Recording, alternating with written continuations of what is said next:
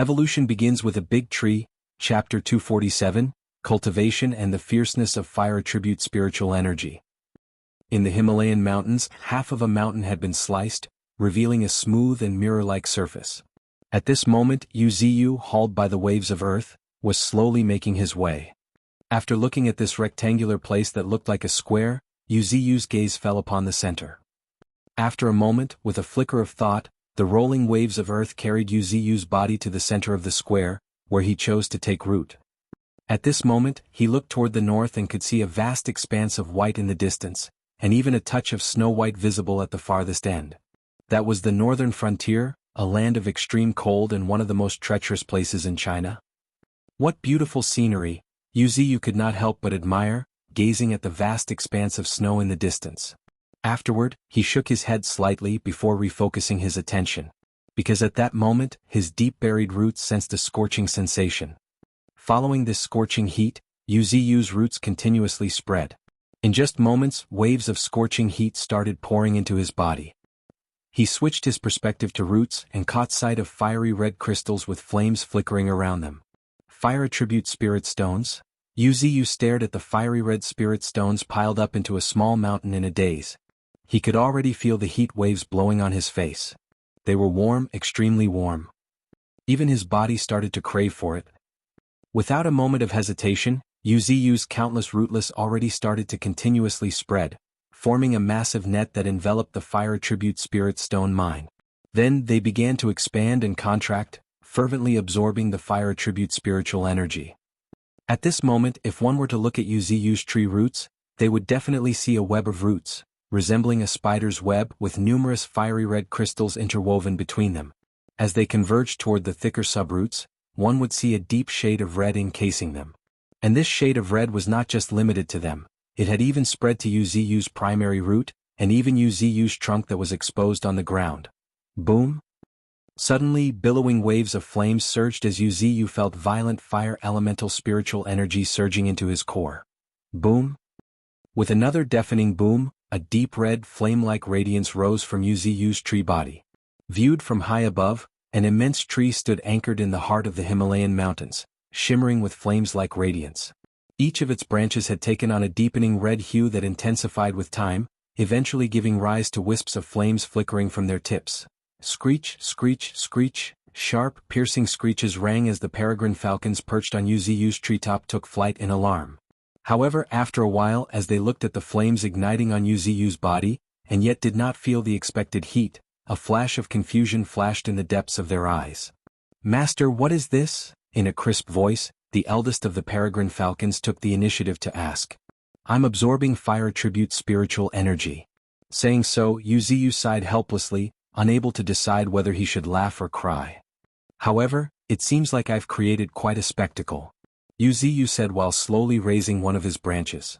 The next moment, crack, a deafening roar, akin to a peal of thunder, shook the air as a wave of fire, several dozen meters long, surged toward the horizon. It was ferocious and scorching hot.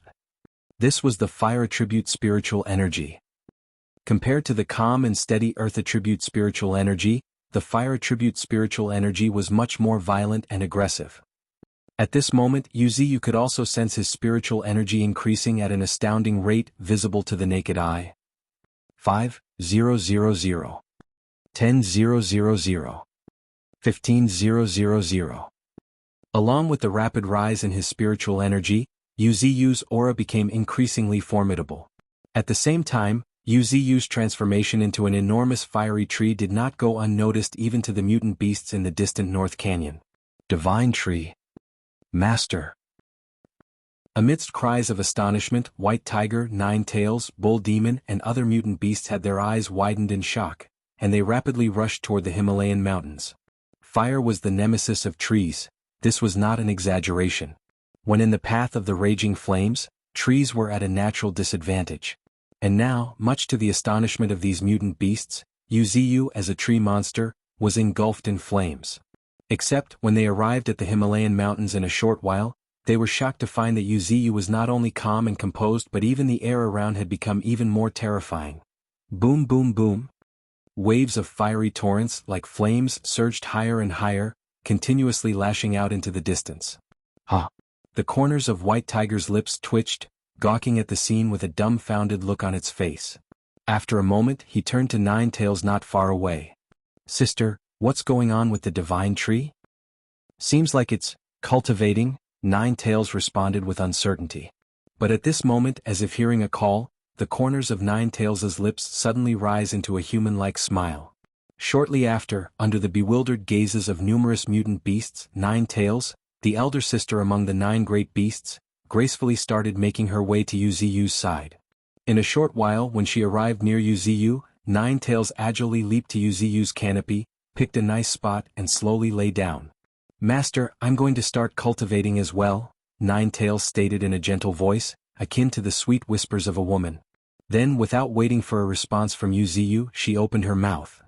The next moment, the fire attribute spiritual energy transformed into a tempest of flames, surging straight into Nine Tails' mouth. Maybe I'm imagining things? With some doubt in his mind, Yuziu was surprised to find that not only Nine Tails' cultivation on his canopy did not hinder his cultivation speed but rather seemed to purify the surrounding fire attribute spiritual energy, making it even more refined. His absorption speed has even increased by 20%. It seems like this is what they call synergy. A smile bloomed on Yuziu's, content with the results. As expected, inviting Nine Tails to cultivate here was a good decision. In 2 days he had planned to summon Panda and the transcendent monk vultures here as well. Of course, on the condition that the transcendent monk vultures had submitted, otherwise they could forget about using this fire attribute spirit stone mine to cultivate.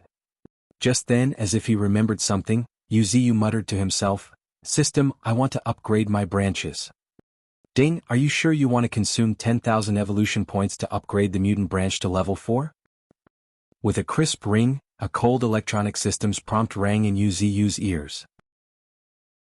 Evolution begins with a big tree, Chapter 248, Tier 4, the Natural Disaster Class. Confirmed. Nodding his confirmation, a rush of excitement surged within Yuziu. 10,000 evolution points for upgrading just a branch was indeed a lot. Even with 2 million evolution points in his bag, he might find it challenging to upgrade all the branches. Be that as it may, it still made him extremely thrilled. After all, it was Tier 4, the Tier 4. This was a level that even humans referred to as natural disaster. At this level, one possessed extraordinary strength so baffling that humans could not even comprehend it, let alone explain the reasons for such immense power. All they knew was that Tier 4, the natural disaster class transcendents, were simply akin to natural phenomena. They could neither be killed nor be repelled, and nor could they be defeated. More importantly, every move they made could shake the world, leading to cataclysmic consequences. In other words, even their unintentional release of spiritual energy could trigger a calamity.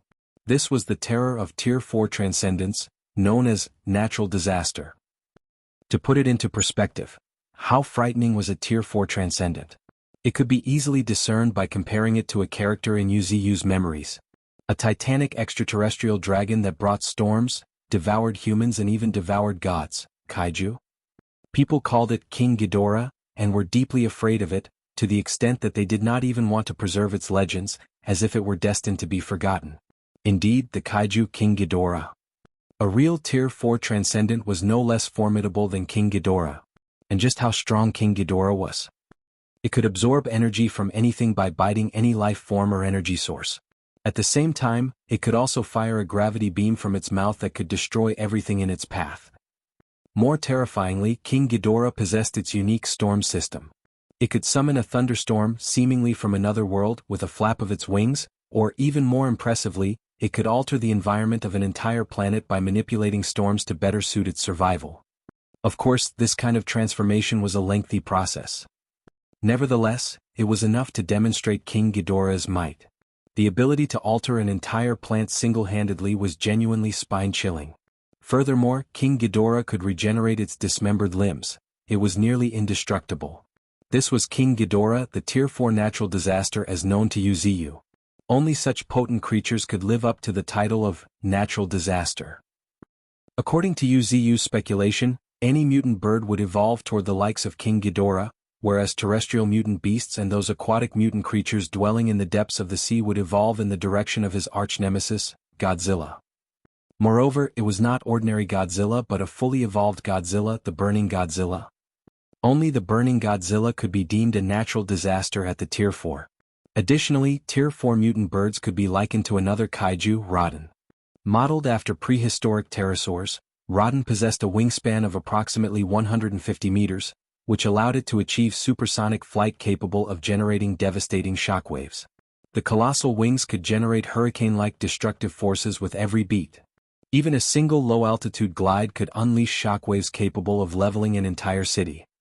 Such combat prowess was quite formidable, even among Tier 4 transcendents. Now Yuziyu contemplated carefully. If he were to encounter a terrifying avian creature like Rodden, and if he used everything in his arsenal, the odds would be approximately 70:30 in his favor. However, by the time his spiritual energy had reached around 5 million, formidable avian creatures like Rodden would have no chance against him. After all, his tree body was no pushover. Yuziyu's numerous python-like subroots would strangle it in unison, and unless a fearsome avian creature like Rodden avoided a direct confrontation with him, Yuziyu should be able to kill it. At that moment, Yuziyu suddenly felt one of his branches tremble. Boom. A torrent of energy suddenly surged into him like a flood. Subsequently, like a tree blossoming, one of Yuziyu's branches continued to bloom, giving rise to one fire-like flower after another. Simultaneously, a series of information appeared in Yuziyu's mind. Mutant branch, level 4. It's more robust and able to imbue different types of spiritual energy. Fire attribute spiritual energy, it covers the branches in flames, which when whipped with tremendous force, lashes out a wave of flame, which turns into a raging fire that engulfs all enemies. Earth elemental spiritual energy, it makes the branch more durable by covering it in a layer of yellowish-brown scale. It not only increases its weight but also significantly boosts its defense. Is this the power of Tier 4 abilities? Filled with amazement, Yuziyu's pupils could not help but slightly shrank. Infusion of different types of spiritual energy only bolstered the branch infused with the spiritual energy. Furthermore, the infusion of spiritual energy was not just a simple infusion, it involved a profound application of spiritual energy. For example, infusing fire attribute spiritual energy boosted Yuziyu's branch's destructive power by at least several times. One could easily imagine what that meant when Yuziyu had only absorbed fire attribute and earth attribute spiritual energies. In the future, if I cultivated ice attribute spiritual energy, would it add a freezing effect? If I cultivated lightning attribute spiritual energy, would it add a paralyzing effect? Thinking of this, Yuziyu could not help but feel a chill run down his spine. Once he had completed upgrading his hundreds of branches, he might be able to cause a natural disaster. In an instant, he could unleash raging flames across the sky or rain down hundreds of branches armored in scales, annihilating everything in their path. Well, I must admit, I seem to have underestimated the power of Tier 4 abilities at first. Muttering this, a hint of fervor in Yuziyu's gaze when he looked toward the branches. At this moment, he truly felt an impulse to spend all his evolution points on upgrading the branches. Furthermore, upgrading the branches would also increase his spiritual energy. Just like now, when he upgraded the branch, it had increased his spiritual energy by 10,000. If he upgraded all his branches completely, Yuziyu's spiritual energy would break through the 4 million mark at the very least. And coupled with this fire attribute spirit stone mine, Yuziyu's spiritual energy could surge to 5 million in a short time. The next course of action would be to reap another batch of evolution points for upgrading his roots. According to Yuziyu's estimation, perhaps in half a year or so, thanks to the increase in spiritual energy brought by the upgrade of his roots, his spiritual energy could reach 8 to 9 millions, eventually approaching the 10 million mark. Damn, this is getting a bit too exciting. Thinking about this, Yuziyu could not help but get thrilled. Tier 4, the legendary Tier 4 known as the Natural Disaster class, had not gotten a glimpse of its threshold. Evolution begins with a big tree, Chapter 249, White Snake exits the cave. Should I spend all my evolution points on upgrading the mutant branches? After pondering for a while, Yuziyu chose to give up. Spending all his evolution points in upgrading as many mutant branches as possible at once was undoubtedly a good choice. However, it did not seem urgent at the moment. At least for now, it was beneficial to absorb the spiritual energy from the fire attribute spirit stone mine while upgrading the mutant branches. After all, every time he upgraded a mutant branch, it triggered a massive surge in energy, creating a vortex of spiritual energy that accelerated the absorption rate. As such, with the abundant fire attribute spiritual energy in the surroundings, Yuziyu's spiritual energy growth rate would increase by at least threefold. Consequently, he could gain an additional 200,000 to 500,000 spiritual energy in the same period. Considering this, Yuziyu thoroughly suppressed the impulse to upgrade the mutant branches all at once. When the spiritual energy's rate of absorption slows down, I'll upgrade one branch and thereby accelerate the absorption rate. Saying so, Yuziyu started creating a plan in his mind. According to his estimation, he would use up all 2 million evolution points in less than a month, or maybe even half a month. By then, hundreds of Tier 4 branches would be scrambling about, which would be more than just scary. Time always passes in the blink of an eye while cultivating. In a flash, it was morning already. Over the course of that night, the high sky over the Himalayan mountains was completely ablaze, as if a sea of fire had blanketed the sky. A branch, surrounded by raging flames, swayed gently, even causing the clouds and mist to ripple.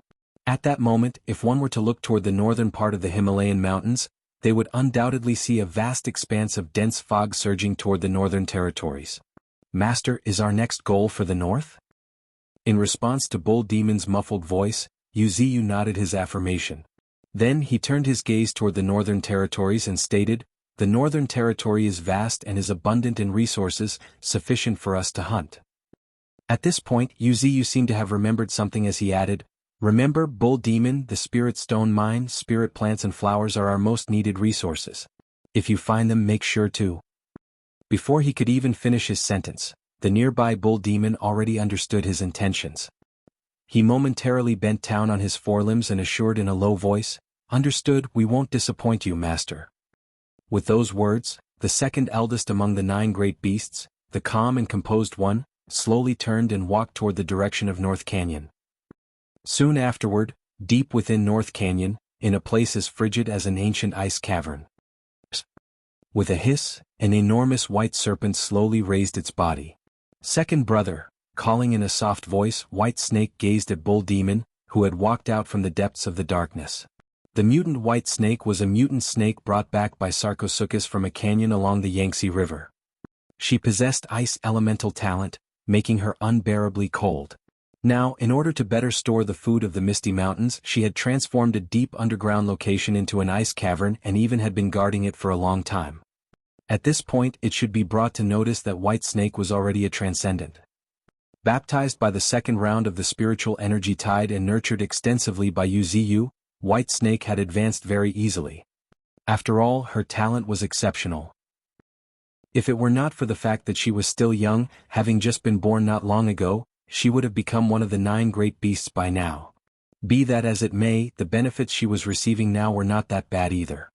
As one of the hidden aces of the Misty Mountains, hidden deep underground, she had ample resources and could focus on cultivation. Such treatment was no less than that of the 9 great beasts. Even Ching Er used to joke that White Snake was the guardian spirit beast of the Misty Mountains. "Master is now interested in the northern territories. Do you want to join us?" Looking at White Snake, which had already grown several meters long, Bull Demon smiled and extended the invitation. The north was a land of extreme cold. It was a paradise for mutant beasts with ice elemental talent like White Snake. Furthermore, with White Snake's keen perception, she would be able to sense the fluctuations of ice attribute spirit plants and flowers immediately. This detail was not lost on Bull Demon, who, after consulting with Yuziyu, took the initiative to invite the White Snake, who had never made an appearance before the other mutant beasts. "Oh, I can come out?" A little surprised, White Snake's ice crystal-like eyes flickered a hint of joy. However, after a moment, as if she remembered something, White Snake looked back, looking back at the large cave behind with a tinge of hesitation in her gaze. At this moment, as if sensing White Snake's concerns, Bull Demon explained, "Master has already agreed, and he also said that given the cave's extremely cold temperature, the ice won't melt in the short term. Is that enough for you to leave?" Hearing Bull Demon's voice, the White Snake suddenly hissed with joy. "Is that true?" With a hint of excitement, her long and jade-like body slightly danced in joy. However, one must admit that true beauty transcends species. Take White Snake for instance. Her body was white as jade, no less smooth and shiny to mutton fat jade. Furthermore, her body was slim and petite, giving off a refined and delicate charm. At first glance, instead of evoking fear, she aroused genuine affection. If she were a human, this lady would definitely be a beauty that could captivate a nation. In that case, this little sister will naturally go with second brother. For her, who had always longed to explore the outside world, this rare opportunity was something she would not refuse. After a moment, the white snake suddenly raised her head. Ruhar. The next moment, a roar reminiscent of a dragon's roar and a snake's hiss, resounded as a cold breath shot from her mouth. In a moment, at a speed visible to the naked eye, white mist actually began to fill the originally frigid ice cave, while the surrounding rock walls began to freeze. In just a few seconds, the ice cave was completely frozen, turned into a world of ice. I've frozen the cave again. It should be able to hold for 3 months.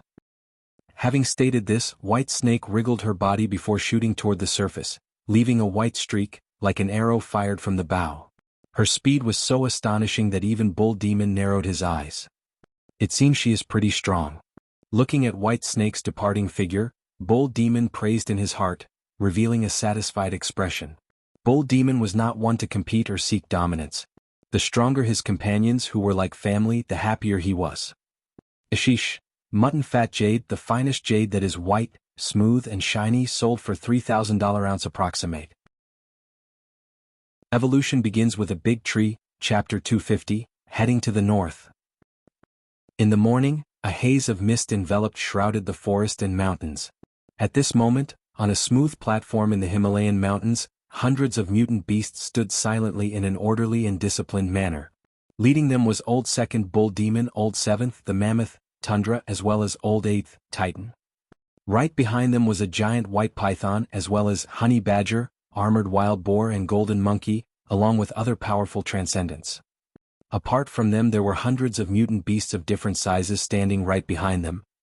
This group included Tier 0 Level 9 storm wolves, over a dozen mutant chimpanzees among others.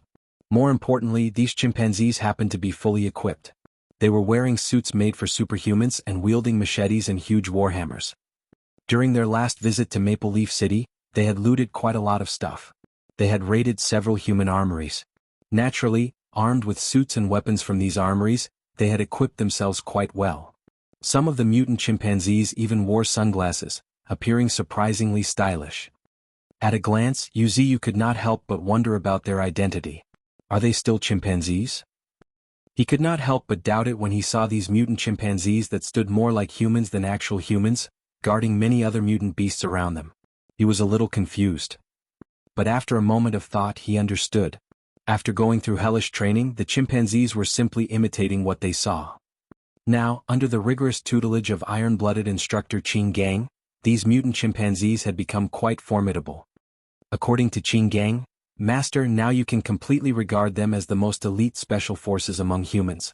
Although they can't perform overly complex tasks, their terrifying combat power and their ability to carry out such tasks is more than enough for everything else. The most elite special forces? After taking a deep look at the group, Yuziu nodded slightly in approval, especially when he saw the disciplined and serious chimpanzees. More importantly, the discipline of the chimpanzee tribe was several times better than the others, the restless animals. At this moment, after glancing at the mutant beasts that had been waiting for a long time, Yuziu finally decided to address them. The north is a dangerous place, filled with unimaginable dangers. Not only is it extremely cold throughout the year, but it's also filled with numerous starving mutant beasts. I don't want to see you go happily but return disappointed. At this point, Yuziu glanced at Bull Demon and reminded, I've arranged Sarcosuchus and the others to provide backup at a moment's notice. If you run into any danger you can't handle, don't try to tackle it head-on. Yes, Divine Tree, nodding, Bull Demon assured. Well, since it's you, I can rest assured. I'm confident you'll manage everything well. Bull Demon was indeed different from the other mutant beasts. As one of Yuziu's close confidants, his calm demeanor did not go unnoticed.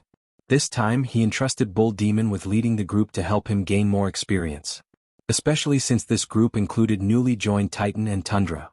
Although they did not mean any harm, they were inevitably wild in nature. With Bull Demon's strength he should be able to control them. Moreover, Bull Demon's gravity field was especially effective, terribly so, against these massive and heavy mutant beasts.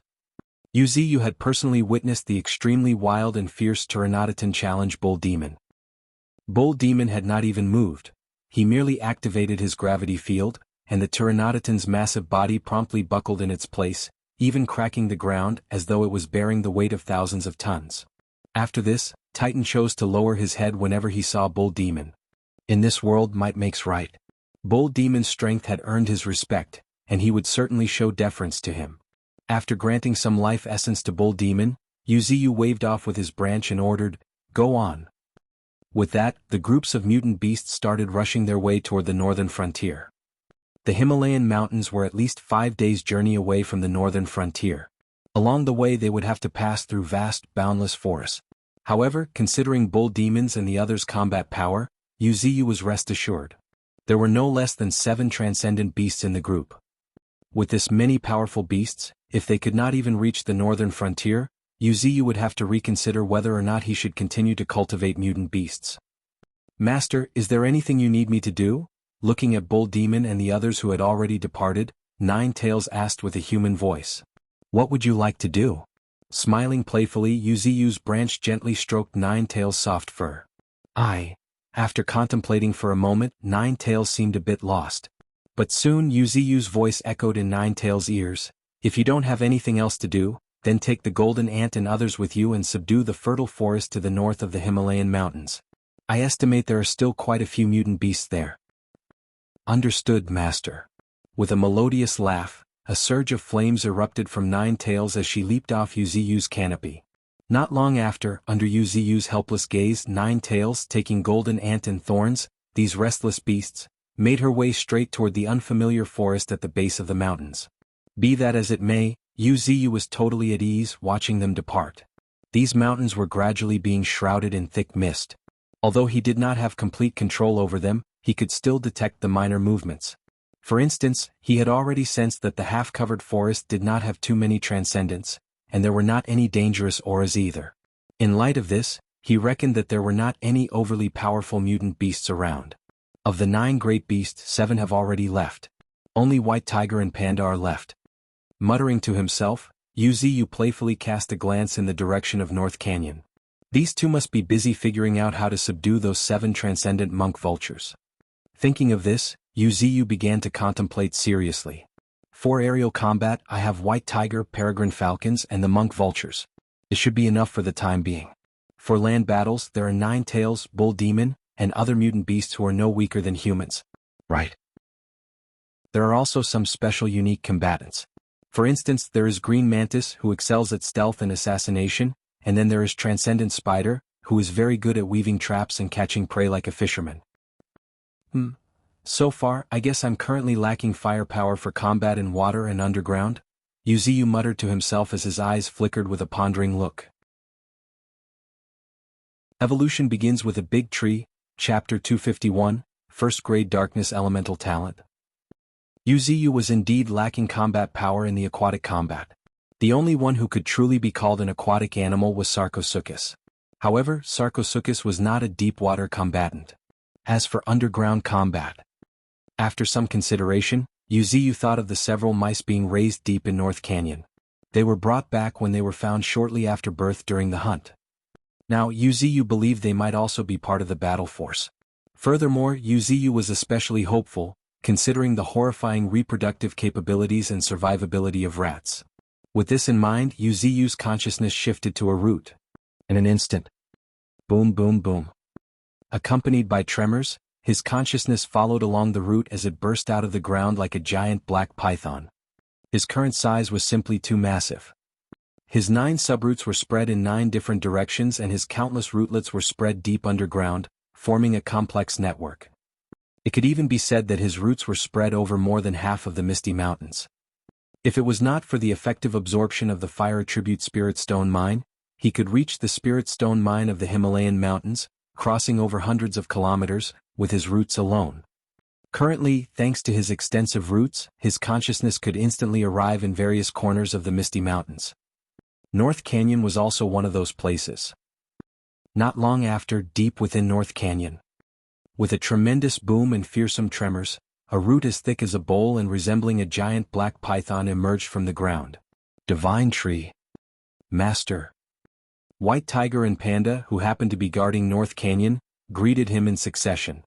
And, nodding slightly, Yuziyu glanced at the spirit pond where 7 already shriveled transcendent monk vultures were. Apparently their submission was indeed swift. Shooting a gaze of appreciation to White Tiger, he then turned his gaze to a corner in the heart of North Canyon. In that corner happened to be 3 tree houses woven together from roots. Originally, Thorns, Qing Gang, and a human named Lung Feng used to live there. However, since Qing Gang had evolved into an elemental life form and settled deep underground to build a city, and Thorns had started to reside in seclusion deep in the forest, coexisting with flowers and plants, only Lung Feng alone remained, guarding the tree houses. More importantly, Lung Feng was not simply imprisoned there. As someone like an outsider to North Canyon, Yuziyu had assigned him the task of taking care of young animals. In addition to the 4 newly born mutant rats, many malformed young animals born due to nuclear radiation were entrusted to Lung Feng's care. In exchange, Lung Feng never lacked resources for cultivation and even received some preferential treatment. After all, taking care of young animals was not an easy task and required great attention and patience.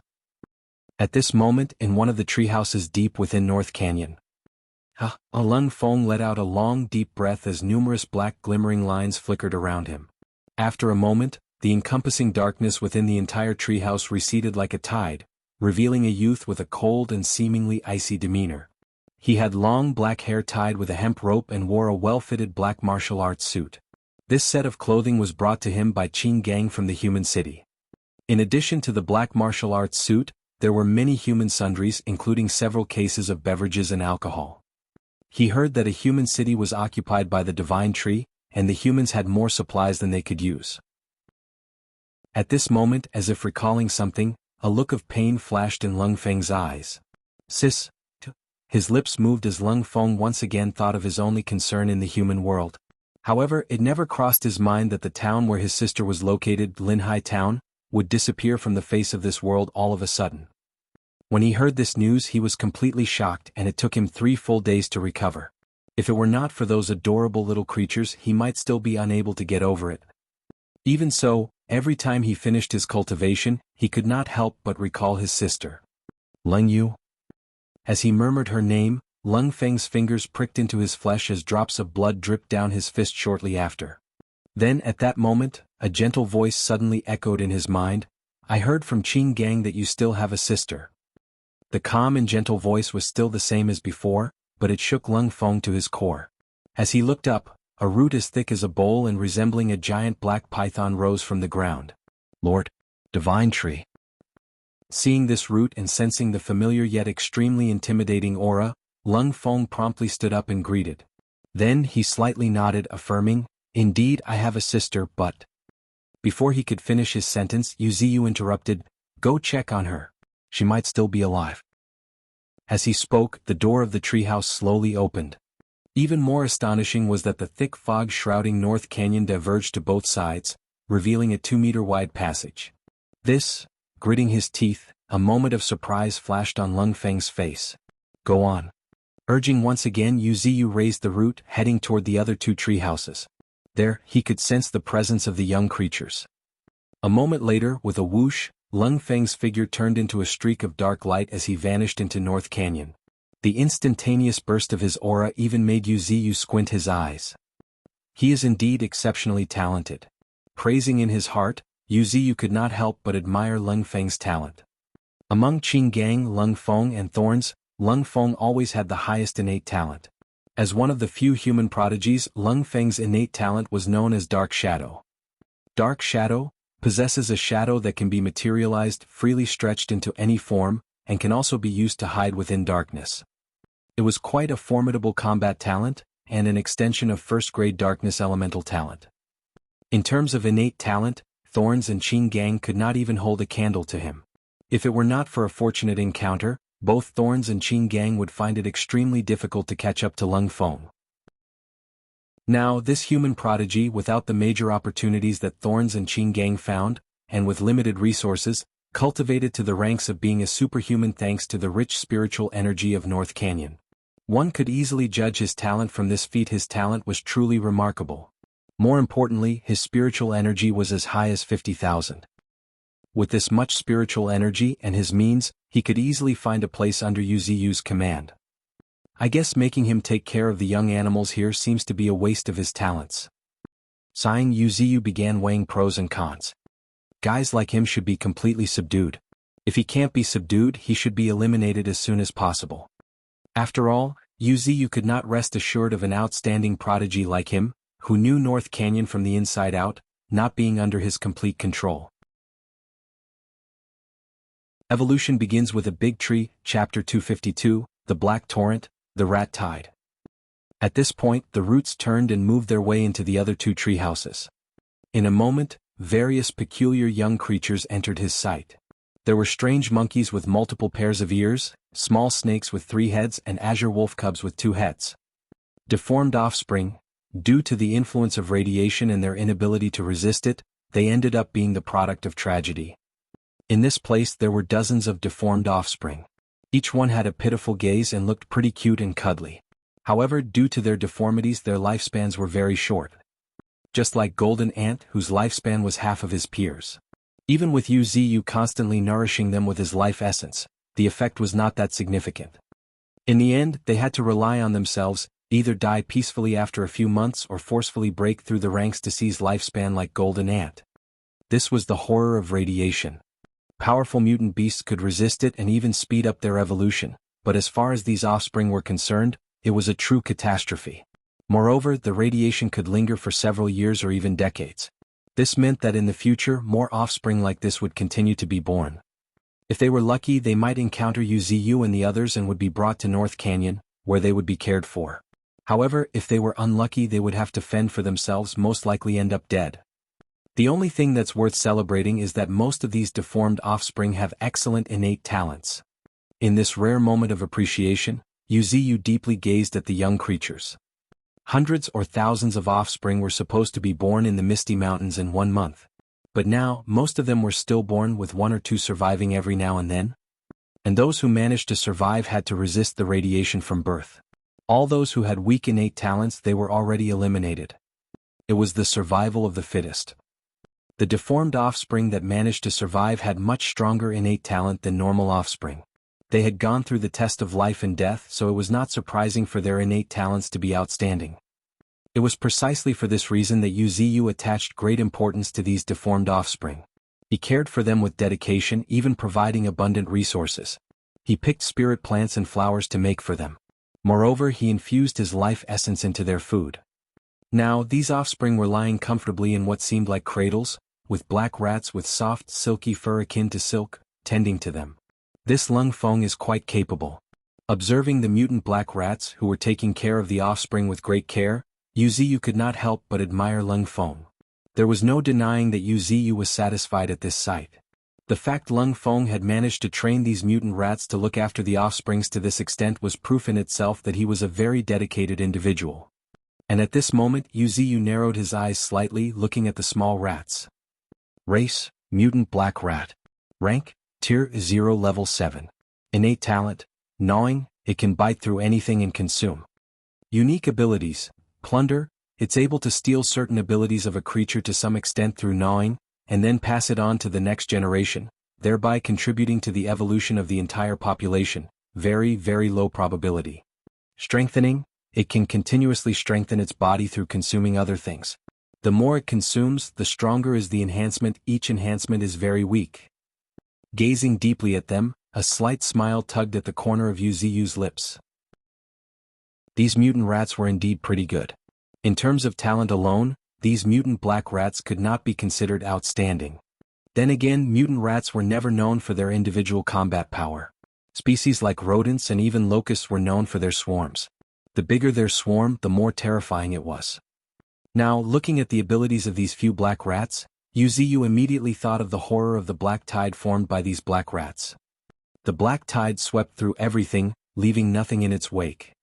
Then, considering the innate talents and abilities of these black rats, the more they devoured, the more terrifying they became, until no one was able to stop their advance. They really are quite terrifying. Sighing, Yuziyu's eyes could not help but shimmer. If these mutant black rats multiplied extensively, they would become a genuine disaster. Except for certain individuals with out-of-the-world power, even powerful beings like White Tiger, Bull Demon, and others might be reduced into a pile of bones in an instant against them. if they were allowed to form a massive black tide. As Yu Ziyu pondered this, in ruins not far from the misty mountains. With a thud, a stern-faced young man slumped down on his knees. "Sister, sister?" The young man's eyes turned red as he repeatedly cried out for his sister. However, as he looked at these ruins, where even the debris no longer existed, Lung Feng could do nothing. But after a while, as if thinking of something, Lung Feng suddenly started digging frantically with his bare hands. Bam bam bam, asterisk as the mud and dust flew into the air, a massive pit slowly took shape. High sigh rang in the distance as a burly man resembling a sculpture shook his head helplessly. After a moment, Qin Gang lit up a cigarette that he had brought from Maple Leaf City before slowly making his way to Lung Feng. "Why bother?" Saying so, Qin Gang handed the cigarette in his hand to Lung Feng. However, he did not receive any response. Rather, the man just kept frantically digging with his bare hand as if he had gone insane.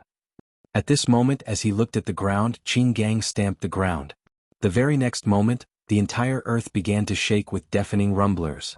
Then, to Lung Feng's pleasant surprise, waves after waves of earth surged as the soil receded into the distance.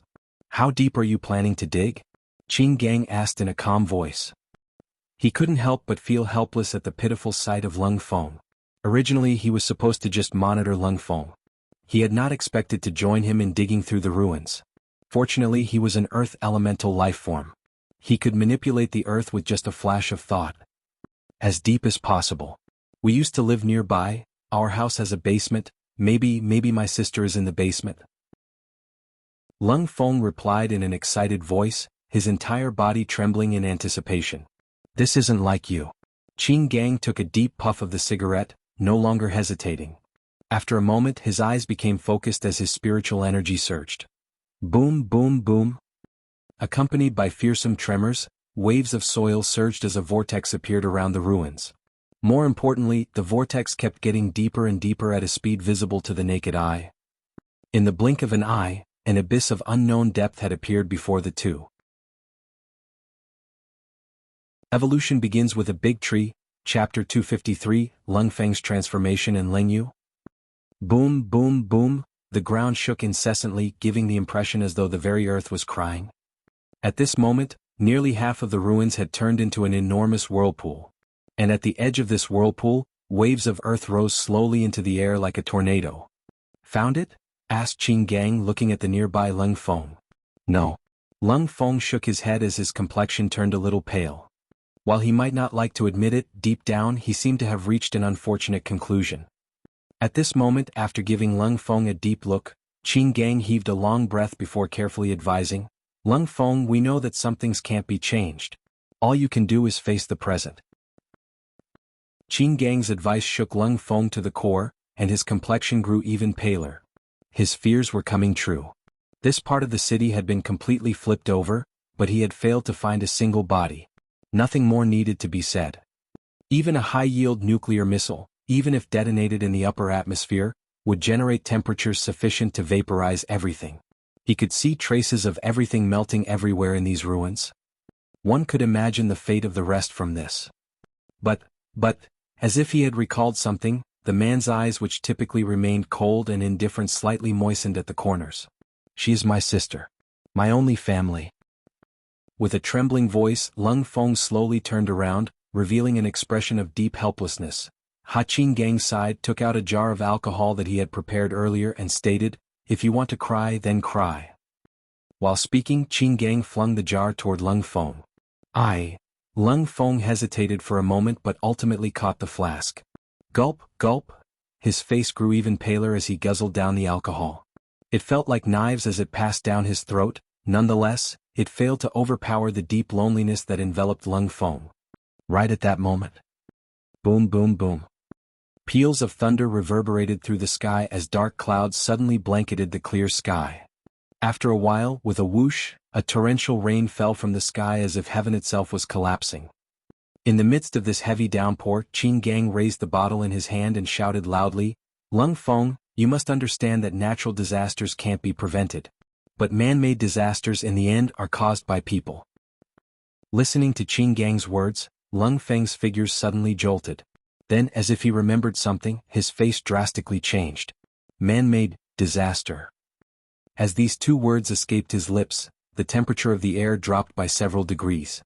At this moment, looking at the figure in the downpour, which was vaguely exuding his killing intent, the corner of Qin Gang's lips subtly rose into an imperceptible smile. Then he reminded, pretending to be unintentional, although Lord Divine Tree has punished the mastermind behind it, would such a big shot really be dead just like that? I don't believe it for a second. At this point, Qin Gang let out a sigh and added, "Ha, but it can't be helped. In order to deal with Lord Divine Tree, how could those guys hold back? In some way, Lord Divine Tree also shares some responsibility." Quietly listening, Lung Feng's face grew even colder as he allowed the raindrops to fall on his face. Then after a moment, a cold voice suddenly echoed in the air, "Should I have listened to you back then?" "Listen to me?" Slightly stunned, Qin Gang also asked in a bewildered tone. "Yes, I should have listened to you, made up my mind earlier. My hesitation is the main reason why Leng Yu is dead today." As he spoke, Lung Feng also laughed at himself. "But it's really ironic. Our hometown didn't really perish under the onslaught of the beasts but ultimately vanished at the hands of humans." Complaining in an extremely bitter tone, Lung Feng clenched his fists tightly. At the same time, a terrifying aura began to slowly emanate from him. Boom! Violent winds started howling around him, deflecting countless raindrops. His thin, solitary figure standing in the rain looked completely out of place. "This damned nuclear missile," Lung Feng muttered in a low voice as the wind howling around him grew fiercer. Faintly, a roar that sounded as if it came from ancient times echoed through the sky.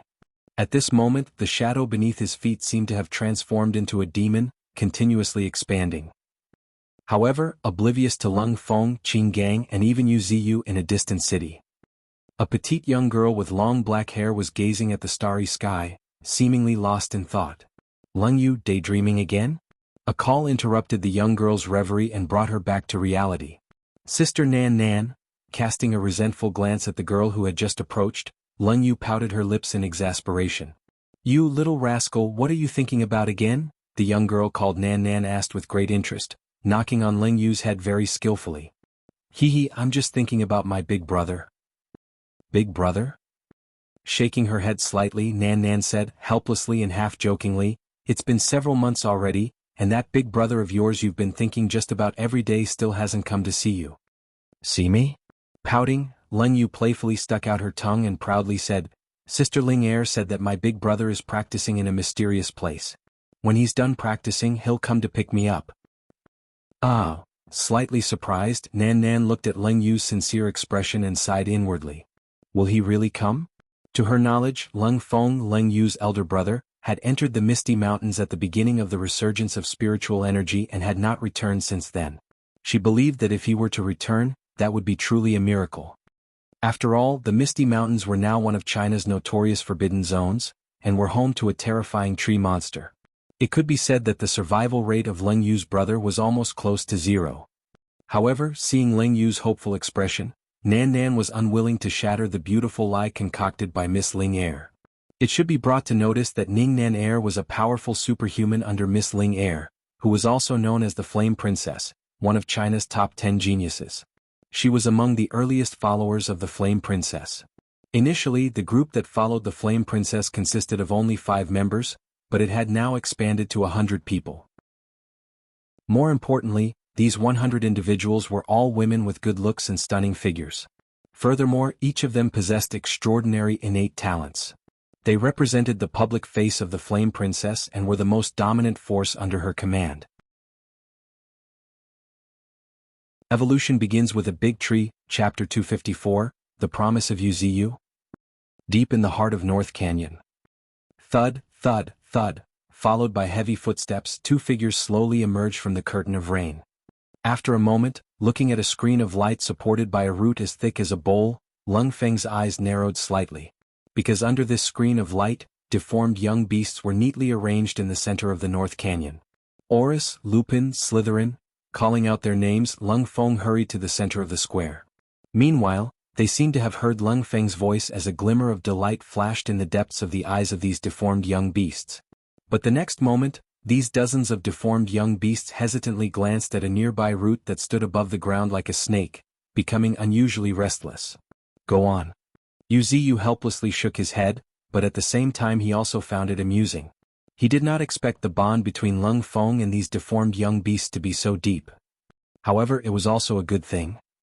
At this moment, if one were to look toward Lung Feng, he or she would find Lung Feng on the ground, pushed down by these dozens of deformed young beasts, who were constantly sticking out their tongues and licking him affectionately. All right, settle down now, will you? Squeezing out a smile onto his face, Lung Feng continuously stroked these young beasts. He had watched them grow up and taken good care of them. He had long considered these deformed young beasts as a part of his life. And now, his sister's disappearance had further deepened his feelings for these deformed young beasts. However, it remains unknown whether these deformed young beasts would be able to fill the void in Lung Feng's heart, or if Lung Feng truly regarded them as family. Shortly after this, Lung Feng got back up, surged his spiritual energy, shaking off the dust on their bodies before looking toward a nearby root. Divine tree. Calling out, Lung Feng waved his hand and brought dozens of deformed young beasts to Yu Ziyu. Some things are better left unsaid.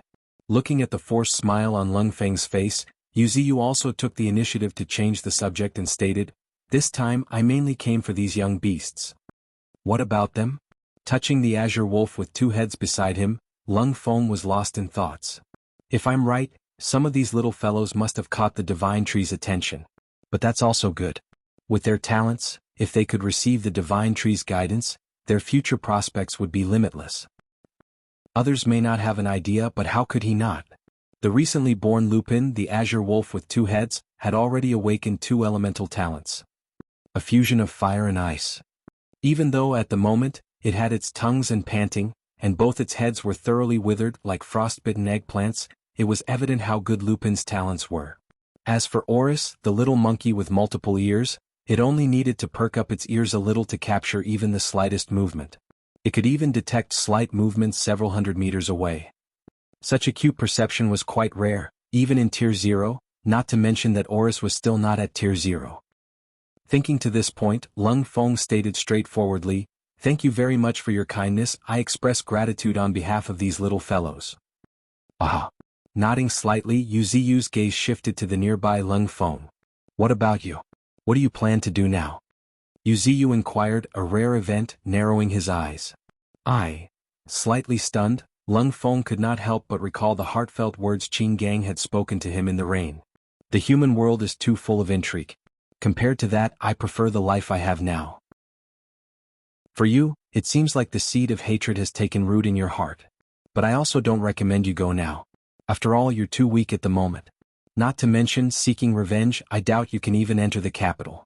So, instead of seeking revenge now, it's better to follow the divine tree and hone your skills. Maybe someday you can lead a wave of thousands of beasts straight to the capital. What do you think? Wouldn't that be exciting?" Lung Feng clenched his fists tightly, caught in a struggle. Do I really want to follow the divine tree? And just as it seemed he was hesitating, whines beside him seemed to sense Lung Feng's dilemma. Eek, whining in a low voice, Oris, the little monkey with multiple ears, began to rub Lung Feng's arm. "You're the cleverest one." Helplessly sighing, the corner of Lung Feng's lips curved into a cold smile. He did not want to. He really did not want to betray the humans. But now he wanted to personally visit certain people and ask, "Did you ever consider Linhai Town when you launched the nuclear weapons? Did you consider the lives of its residents? Did you consider the despair of my sister?" Thinking to this point, determination flickered deep in Lung Feng's eyes. With a thump, he was kneeling on the ground. "I want to follow the divine tree, and I hope the divine tree won't reject me." Stating in a determined voice, the coldest and the most icy youth had already lowered his head in front of Yu Ziyu. Good. Yu Ziyu broke into a hearty laughter, a little excited. Finally, Lung Feng had decided to follow him. Compared to others, Yu Ziyu had already gained an insight to Lung Feng's personality after long-term interaction. He would never go back on his word once he had decided something. Once he chose to follow, even if he had to grit his teeth, he would pledge undying loyalty. He would not resort on any tricks nor anything else because he was an incredible prodigy of humanity. In terms of innate talent alone, he did not lose out to other human prodigies, not even the slightest. As such, he had his own pride and stubbornness. People like him very rarely pledged allegiance to others. But once they did, they were like shadows, they would accompany them like a shadow from then on. Thinking of this, Yu Ziyu shot a deep glance at Lung Feng and promised, "Someday if you have a request of me, as long as it doesn't harm the Misty Mountains and my interests, I will definitely agree." Upon hearing this, Lung Feng was shocked. An expression of disbelief even crossed his face. He could not believe the fact that the divine tree had made such a promise to him. After all, the divine tree's promise was not something an ordinary person could obtain. A terrifying entity like him was an existence that surpassed common understanding. Such a commitment from such an entity was quite valuable. Yet now, the divine tree had granted him such a valuable promise. As these thoughts swirled in his mind, Lung Feng could not say anything. However, if one paid closer attention to him, he or she would certainly notice that Lung Feng had buried his head even deeper. His shadow on the ground resembled a knight, kneeling on the ground as if taking an oath. Evolution begins with a big tree, Chapter 255, Astonishing Talents. In the heart of the Himalayan mountains stood a towering giant tree surrounded by raging flames. At this moment, 7 mutant beasts and a slender figure happened to be quietly standing under the tree. The 7 mutant beasts included 4 mutant rats, a young monkey with multiple ears, a young wolf with 2 heads, and a large snake with 3 heads. Of course, the last one was Lung Feng, who had decided to pledge his loyalty to Yu Ziyu. 1 man, 7 beasts all came to the Himalayan mountains, the location of Yu Ziyu's tree body. One thing that should be brought to notice was that although there were many deformed young beasts, the most astonishing ones were only 3. As a result, Yu Ziyu had only called Orus, Lupin, and Slytherin here. As for the other deformed young beasts, they were entrusted to Qing Gang to be taken care of.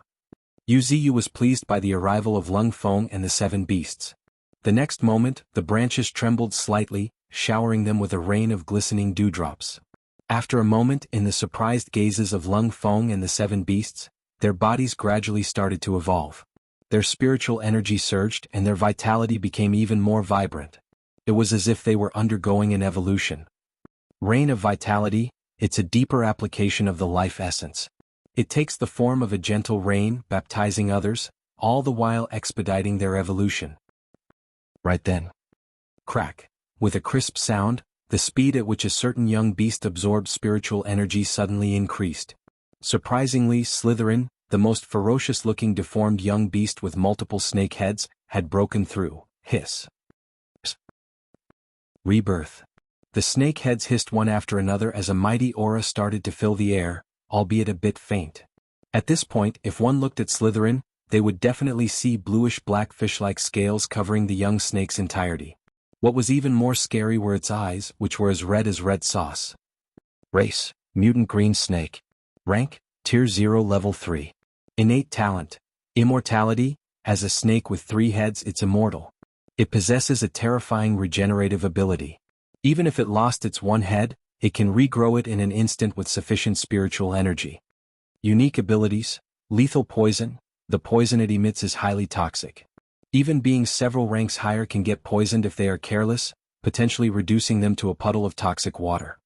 Scale armor. Its bluish-black, fish-like scales constitute its most formidable defense, capable of nullifying the majority of attacks. Aquatic warfare. As a species that excels at aquatic warfare, it should have lived in the ocean or large rivers. In the water, its combat power can greatly increase. Looking deeply at Slytherin's attributes, Yu Ziyu couldn't help but praise in his heart. This was the greatest product of nuclear radiation. The young beasts that managed to survive the radiation far surpassed ordinary mutant beasts in strength. They possessed innate talents and abilities that were not in the same league as ordinary mutant beasts. In terms of innate talents and abilities alone, they were not much worse than transcendent creatures. This was the terrifying part of these deformed young beasts.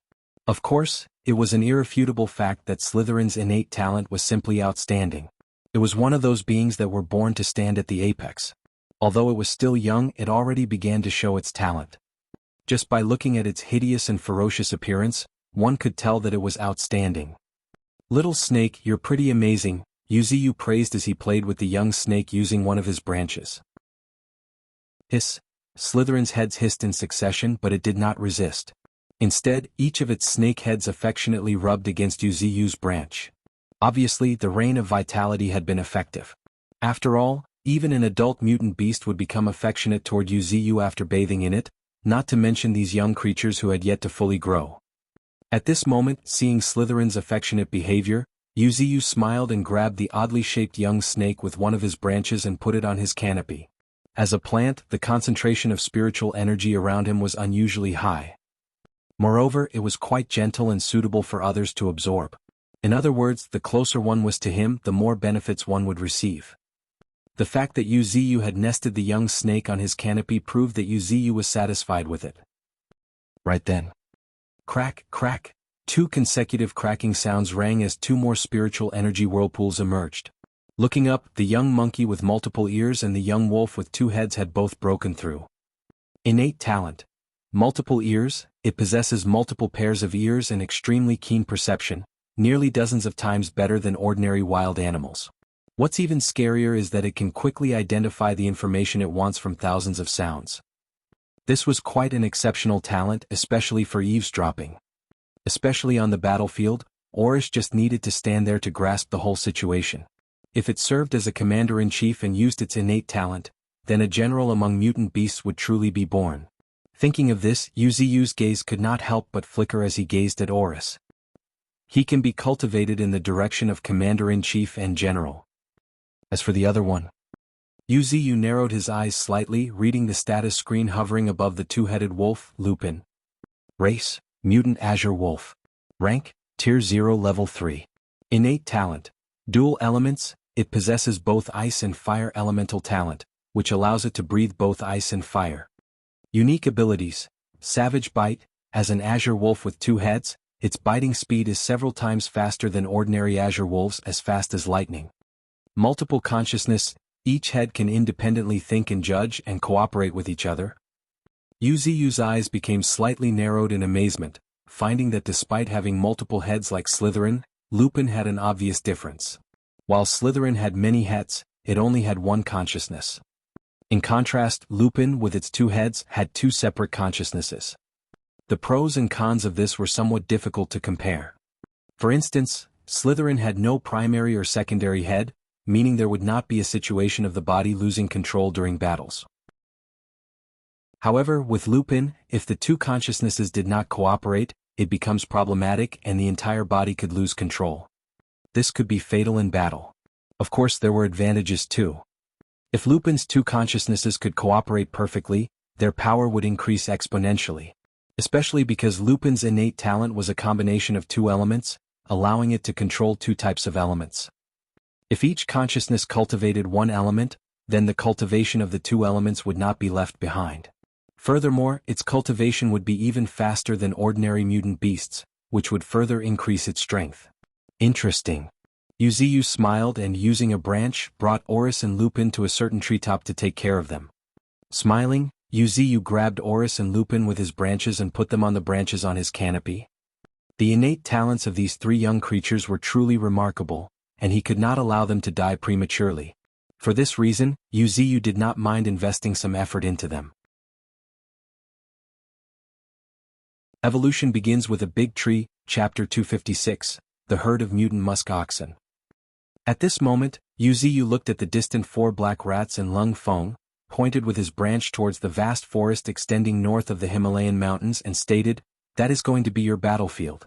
9 Tails and the others have already gone there. It's time for you to follow." With that, Wuxia gazed deeply at Lung Feng and reminded him, if these 4 little guys want to become formidable warriors, they need to form a sizable group. Do you understand? Ah. Lung Feng slightly nodded, looking at the rats on his shoulder, which were scampering around, squeaking. They won't have problems breeding in that forest. If everything goes as planned, they'll have grown into a colony of 100,000. 100,000? Contemplating for a moment, Wuxia nodded in agreement. With the breeding speed of rats, reaching tens of thousands within a few months is indeed achievable. And 100,000 is just the right number. It's not too big for them to go out of control and become a scourge, and it's not too small for them to be ineffective. I guess 100,000 will be the limit. When it's time to introduce them to battle, I can speed up their reproduction, and eventually form a colony of millions or tens of millions. They would become the Misty Mountain's sharpest sword, cutting through everything. As these thoughts crossed his mind, Wuxia glanced at the 4 little rats on Lung Feng's shoulder and stated in a half-joking manner, You four should work hard and become rat kings. If your descendants surpass you, it'll be really embarrassing. Upon hearing this, the four little rats squeaked in an aggressive manner, baring their fangs as if saying, "That's impossible." Meanwhile, in the outer regions of the Northern Territories, where a vast expanse of snowy plains stretched endlessly. However, if one looked closely, he or she would discover many areas covered in solid ice. These were the outer regions of the Northern Territories. They occasionally experienced frigid winds that could freeze almost everything. Even transcendents would shiver in these nearly tangible icy gusts, while ordinary mutant beasts would be turned into frozen sculptures.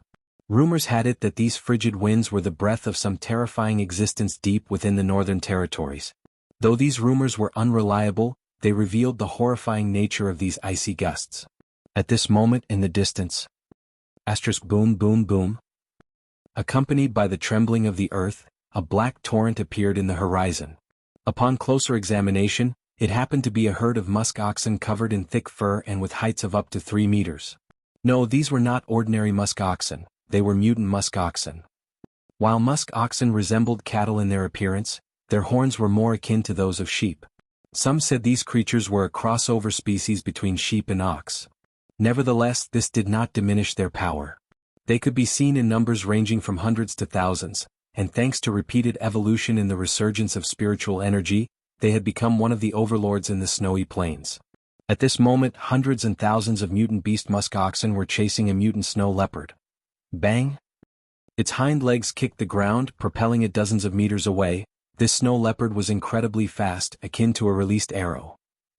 At this moment, at the top of a mountain, figures quietly emerged one after another. It's quite terrifying that a transcendent snow leopard is being chased by a group of mutant musk oxen, the mammoth, Tundra, remarked with incredulity as it looked at the distant black torrent of musk oxen and the snow leopard fleeing in disarray. This herd of mutant musk oxen should not be underestimated, Bull Demon added with caution, narrowing his eyes. However, after a brief moment of thought, a broad grin appeared on his face as he added, "But no matter how formidable they are, they can't compare to us. The snow leopard cannot hold a candle to us." As it spoke, his hooves began to paw the ground and at the same time, a terrifying spiritual energy slowly surged from him. Boom! With a deafening roar, a round and a bit transparent purple halo emanated from Bull Demon. In the moment when the blue halo enveloped them, the mutant beasts suddenly felt their bodies becoming lighter, as if they were freed from gravity. "What's this?" the mammoth Tundra asked with surprise.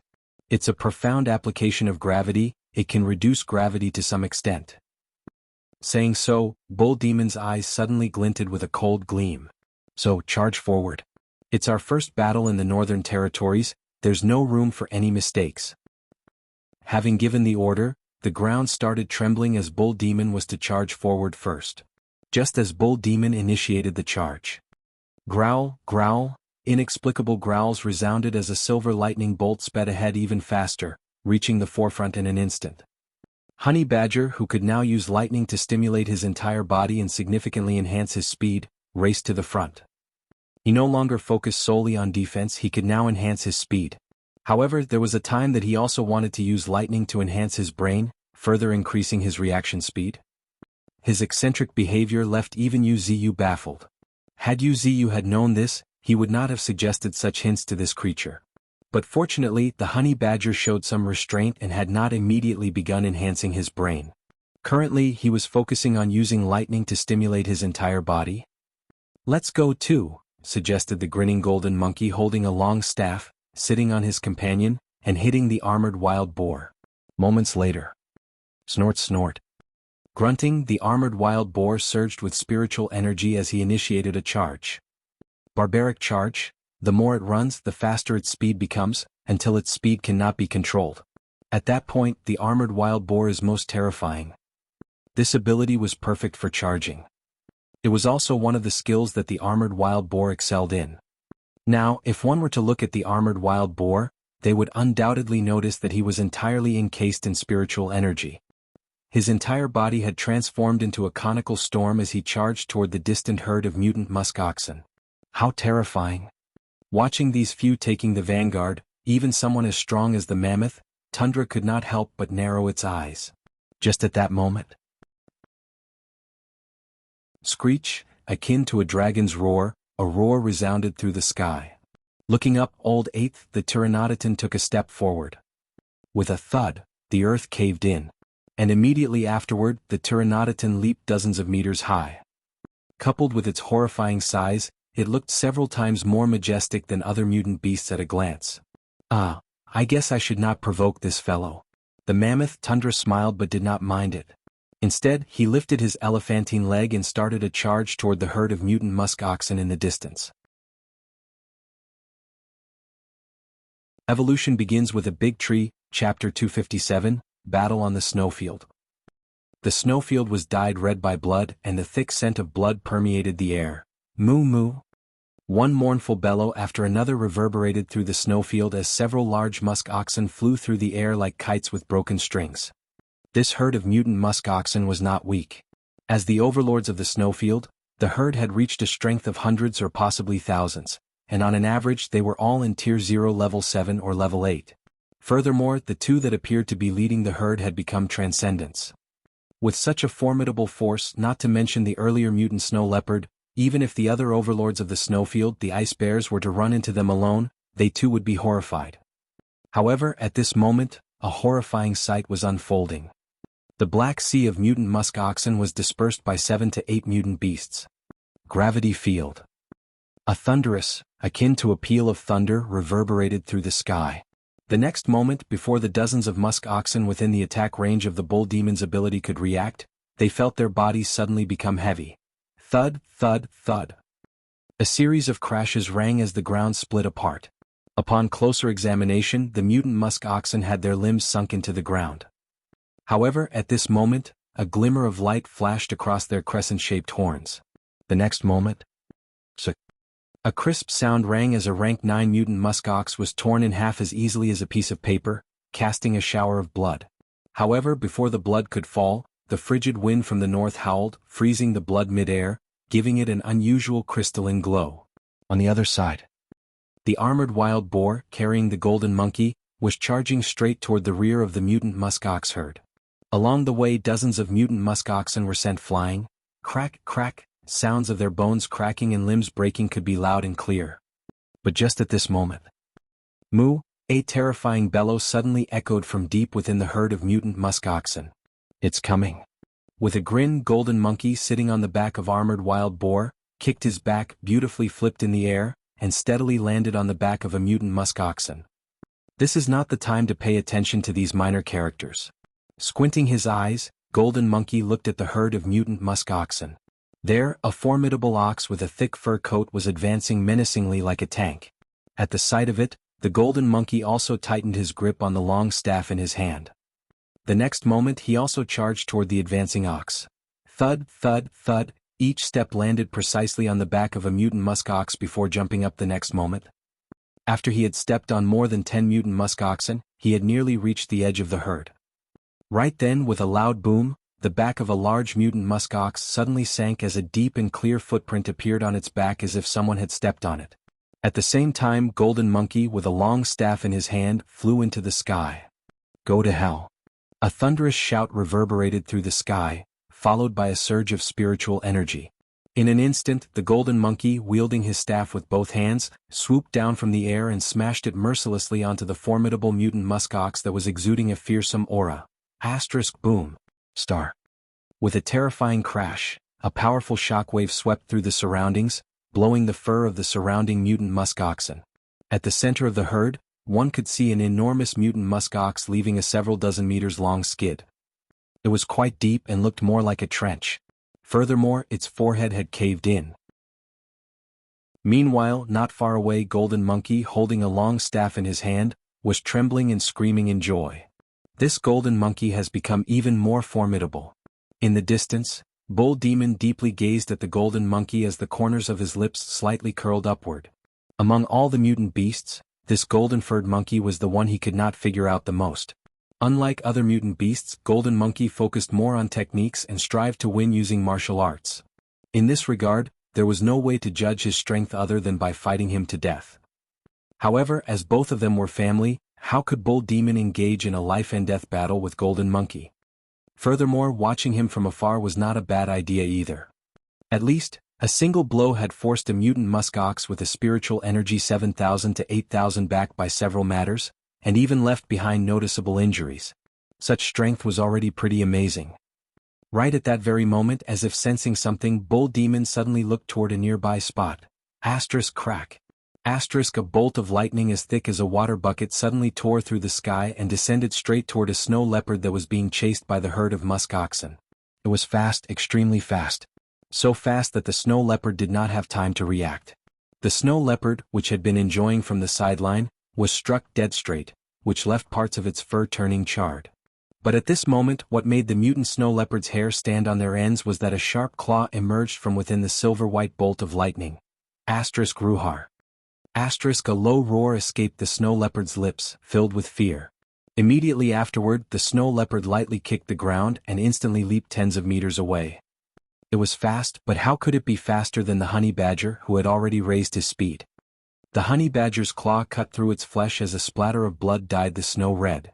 Upon closer inspection, the honey badger had left a bone-deep wound on one of the snow leopard's forelimbs. He can't escape now. Bull Demon smiling, having already foreseen the snow leopard's fate. The snow leopard excelled in speed, and with its forelimb injured heavily, it could not escape. Furthermore, the honey badger's speed, boosted by the power of lightning, was not much inferior to it. One could already imagine the snow leopard's fate: either it would be killed in one blow, or would be suppressed one-sidedly until other mutant beasts had finished dealing with others, and then they could take their time to finish it off. Battles had always been bloody, especially large-scale ones. In just half a day, hundreds of creatures had fallen. There were mutant musk oxen, giant azure wolves, as well as massive wild boars. However, nothing could be done about it. While Bull Demon and the others were quite strong, other mutant beasts that followed them, such as azure wolves and mutant wild boar, were relatively weaker in the face of hundreds of mutant musk oxen.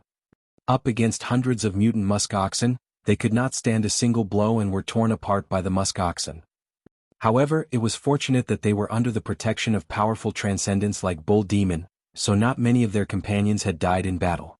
Most were severely injured and had fallen on the ground. Of course, the mutant musk oxen did not fare that well either. Especially when Pteranodon and Mammoth, when these two behemoths joined the battlefield, it was just a one-sided massacre. In just a few breaths, over 100 mutant musk oxen trampled by these two behemoths, causing the entire herd of mutant musk oxen to be scattered, which further escalated the downfall of the herd. It's almost over. Looking at the battlefield, where dozens of mutant musk oxen were still desperately resisting, Bull Demon no longer held back either. Earth Stamp. Bull Demon lifted his front hooves high as his spiritual energy surged, gathering beneath his hooves. The next moment, his hooves landed on the ground, and with a deafening roar, the earth shook as wave after waves of soil and snow swept outward. 100 meters. 1,000 meters. The entire battlefield fell into chaos. Even the two transcendent musk oxen, who were still vehemently resisting, could not withstand it and stumbled. And before they could regain their footing, Golden Monkey and armored wild boar attacked them in unison. Go to hell. Golden Monkey shouted as his staff landed on the forehead of the transcendent musk ox. Roaring in a low voice, Golden Monkey's staff was already pressing against the forehead of an extraordinary musk ox. On the other side, the armored wild boar's sharp horns penetrated the abdomen of another transcendent musk ox. In a moment, as he pulled back his horns, a fountain of blood gushed out from the wound, leaving a sea of blood on the ground. Evolution begins with a big tree, Chapter 258, the Transcendent Snow Leopard. It was the middle of the night, but the Himalayan mountains were bright as daylight. A cluster of flames continued to illuminate the Himalayan mountains. Upon a closer look, it was actually a massive tree that was radiating a fiery glow. At this moment, there happened to be an illusory red flower blooming in the middle of this giant tree's canopy. It was blooming and disappearing intermittently, creating a magnificent spectacle. Elemental flower, fire, a precious gem formed by the purest fire attribute spiritual energy, and when it bears fruits, it even contains the power of creation. Is it because of my increased strength that I've been able to create the elemental flower so quickly? Muttering to himself, Yuziyu gazed at the illusory elemental flower in the tree canopy, his eyes sparkling.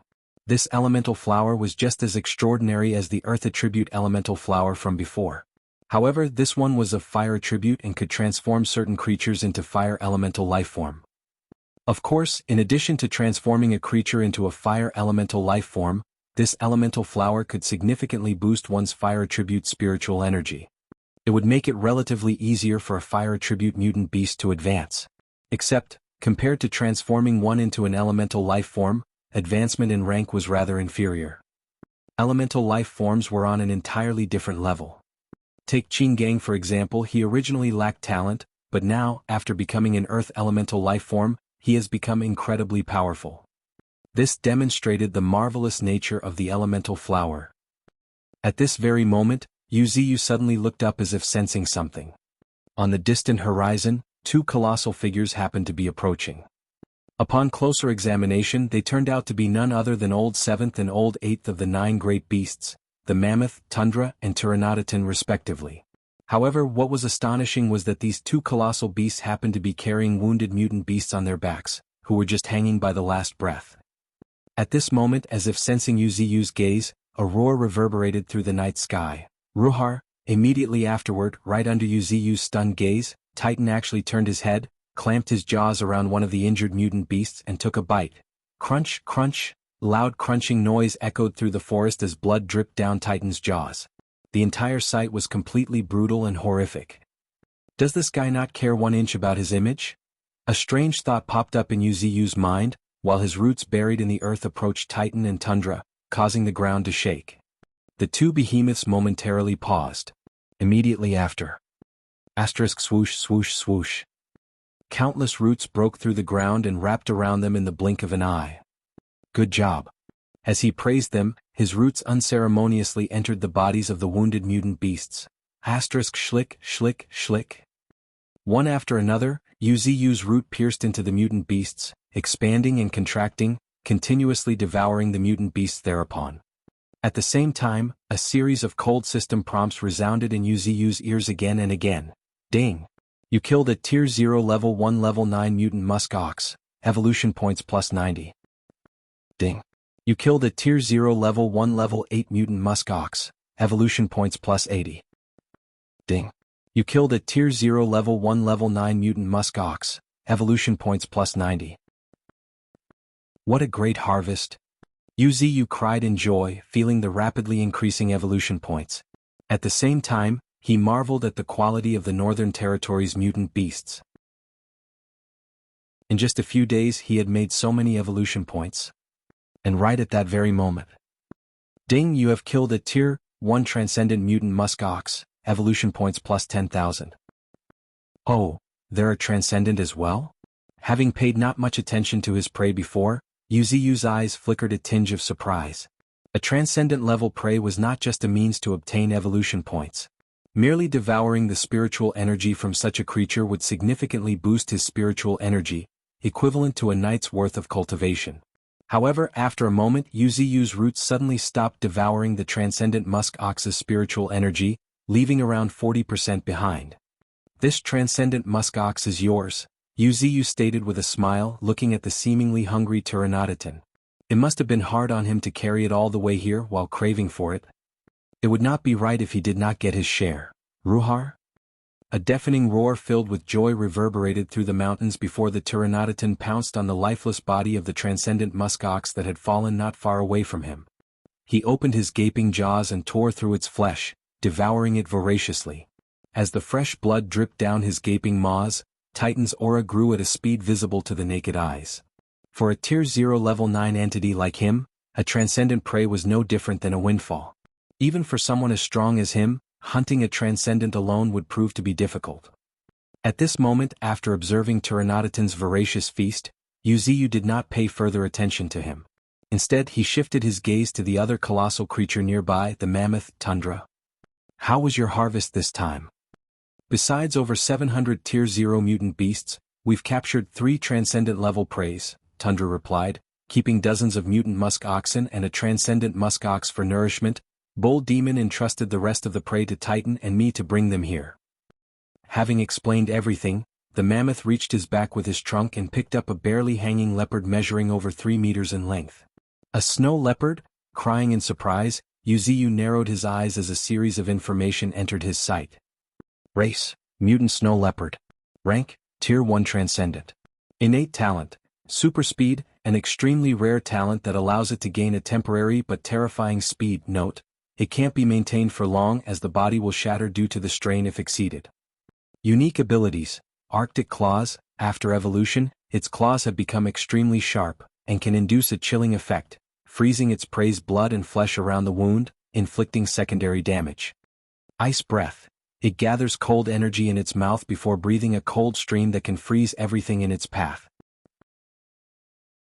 Boiling Blood. It can temporarily increase its combat power by boiling the blood for a short duration. Silently observing the status screen of the Transcendent Snow Leopard, Yuziyu could not help but feel puzzled. Judging by the strength of this mutant snow leopard, it should be quite challenging to catch. Not to mention just relying on its innate talent, super speed, there are very few who can catch up with it. After all, it's a rare talent even acknowledged by the system. Though Yuziyu had not witnessed it, he could clearly imagine the terrifying speed of this transcendent snow leopard when it activated its super speed. For example, leaving afterimages or transforming into a streak of light in the blink of an eye. It seemed like Yuziyu's curiosity did not escape the mammoth Tundra's notice, who promptly asked, "Master, is there something on your mind?" "No, I'm just curious about how this transcendent snow leopard got captured," Yuziyu replied, briefly describing the snow leopard's innate talent. The mammoth Tundra was slightly taken aback. After a moment of thought, a human-like smiling gleam flickered in the depth of his eyes. "Master, you might not know this, but when we found this transcendent snow leopard, it was being chased by hundreds of musk oxen. If I were to guess, it had already used its super speed. Then it encountered us and was ambushed by Flathead and got severely injured. That's how." Even before Tundra finished explaining, the corners of Yuziyu's lips started twitching at the irony. Well, it seemed that luck played a role in this capture. As the saying goes, when the snipe and the clam grapple, it's the fisherman who profits. Yuziyu did not choose to kill the transcendent snow leopard. After all, its talent was praiseworthy and it could be nurtured. Besides, Yuziyu had recently been thinking of cultivating an assassination squad. He already had the green mantis and now he could put this transcendent snow leopard into it as well. Evolution begins with a big tree, Chapter 259, Ninetails Breakthrough. Time passed quickly and in the blink of an eye, a month had gone by. During this month, the majority of the force led by Bull Demon had been significantly reduced. Now, there were only 18 Azure Wolves and 7 mutant wild boars left, as well as Bull Demon, Golden Monkey, and others. Significantly, the 18 Azure Wolves and 7 mutant wild boars, which had been engaged in continuous battles throughout the month, underwent a remarkable transformation in their strengths. 5 of them had even advanced, including 3 Azure Wolves and 2 mutant wild boars. Combined with Bull Demon, Golden Monkey, and other transcendents, more than half of the team, which consisted of over 20 individuals, had become transcendents. One could easily imagine what this kind formidable battle force signified. They would kill anything in their path, may that be god or devil. Even the overlords of the snowfield fled in helter-skelter when they encountered Bull Demon and the others. More impressively, even a Tier 2 transcendent polar bear was no match for them. However, this fight with the polar bear had taken a toll on Bull Demon, Honey Badger, and the rest. After all, a Tier 2 transcendent was absolutely not a joke. Had it not been for Bull Demon's bizarre gravity field, or the intervention of the mammoth, Tundra, and Pteranodon, these 2 atavistic behemoths, they might have been annihilated. One noteworthy development was that the Pteranodon had also become a transcendent. He had now grown to a height of over 30 meters, and with his ferocious appearance, he appeared quite intimidating from a distance. After all, he originally belonged to the Cretaceous period. His familiar yet strange and terrifying figure would definitely be a shock to the humans.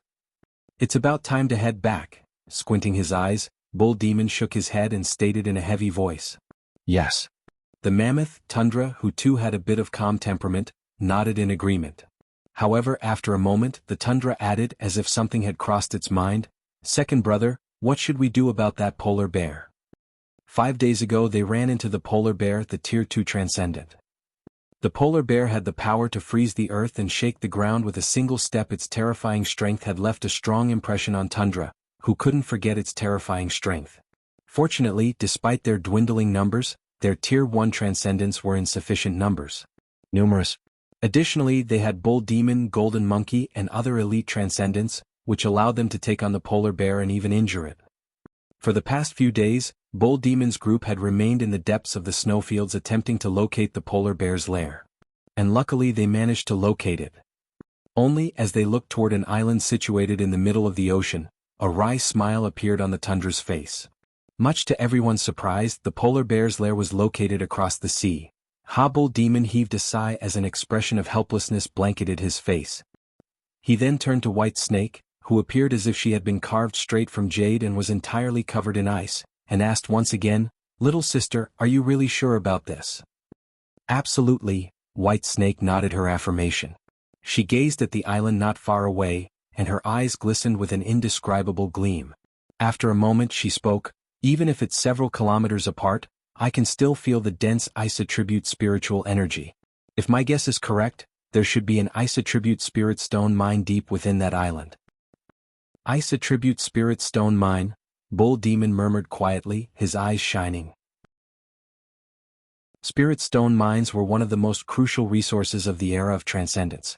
Moreover, Yuziyu had emphasized the importance of spirit stone mine more than once. Thinking about this, Bull Demon reaffirmed, "We'll return and recuperate first for a few days and then ask Old Ninth to join us." Old Ninth? Many of the mutant beasts were slightly confused. Most mutant beasts knew little about Old Ninth, the panda, brewmaster. Apart from Bull Demon, Golden Monkey, and a few others, other mutant beasts like the mammoth and Pteranodon, their understanding of Old Ninth was limited to his fondness for sleeping and drinking. Now, as if sensing the confusion of the mutant beasts, Bull Demon smiled and explained, "Don't worry if Old Ninth takes action, we'll certainly capture this ice attribute spirit stone mine." On this point Bull Demon was unwavering in his belief. While both of them are Tier 2 transcendents, Old Ninth is far stronger than the polar bear. The polar bear's maximum spiritual energy is only around 200,000, while Old Ninth's spiritual energy is in the range of 500,000. Just in terms of spiritual energy, Old Ninth already has an edge, not to mention other things. Moreover, feeling the increasingly abundant spiritual energy within himself, Bull Demon realized he was on the verge of a breakthrough. If everything went according to plan when he returned to the Misty Mountains, he would have to prepare for his breakthrough. By then, with two Tier 2 transcendents, their chances of capturing the polar bear would significantly increase. Thinking of this, Bull Demon turned around and stated, "Let's go. In 3 days we will cross the snowfields and return to the Misty Mountains." Having said so, his spiritual energy surged as he rushed toward the horizon. Seeing this, the mutant beasts also nodded slightly before following Bull Demon. From the distance, their team looked like a sharp sword, cutting across more than half of the snowfield. This was the current Northern Territories hunting team. Although they were only hunting on the outskirts of the Northern Territories in the snowfield, their formidable strength was unquestionable. Meanwhile, at the peak of the Himalayan mountains. Boom. Blazing flames dyed most of the sky in a fiery red color. Gazing upward, even with the veil of dense mist, many mutant beasts could see the blazing red sky as if the burning clouds had covered the sky. Looking at this scene, all the mutant beasts knew that their lord, the divine tree, was in the midst of cultivation. However, something was a bit different today. The phenomena seemed larger. Looking from the distance, the blazing red dyeing the sky seemed to be continuously growing. In an instant it covered most of the sky. 9 tails if not now when? A thunderous voice like a peal of thunder resounded. The next moment, keep. Star. A sharp and grating fox's call reverberated through the sky. Immediately after, much to the stupefaction of countless mutant beasts, a gigantic fox covered in fiery fur transformed into a red streak of light and shot toward the depths of the clouds of mist. With a deafening boom, the crimson mist and clouds in the sky suddenly shook. And just then, keep. Star. Another fox's call echoed before the crimson clouds of mist began to rotate like a vortex. At the same time, streams of fire attribute spiritual energy started gathering at the center of the vortex. Faintly, if one looked closed, he or she would see red wisps rising from the Himalayan mountains and rising upward, flowing the core of the vortex. Evolution begins with a big tree, Chapter 260, flying in the sky. Spiritual energy surged, while piercing Fox's calls continued to reverberate through the mountains. The red vortex had spanned across the entire sky. Within this red vortex, Nine-Tails' figure intermittently appeared, weaving through the depths of the clouds.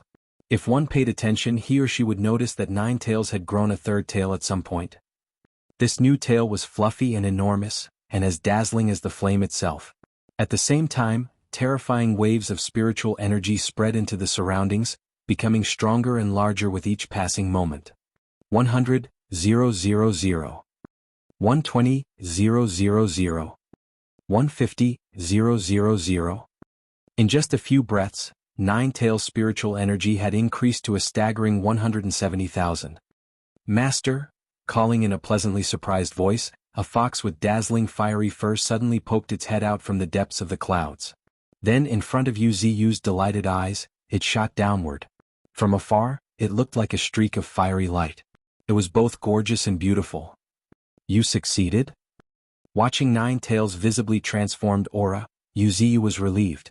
All his care and attention during the past month had not been in vain. The young fox had successfully broken through. Then Wuxia narrowed his eyes slightly as a series of information appeared before his eyes. Race, Celestial Fox. Rank, Tier 2 Transcendent.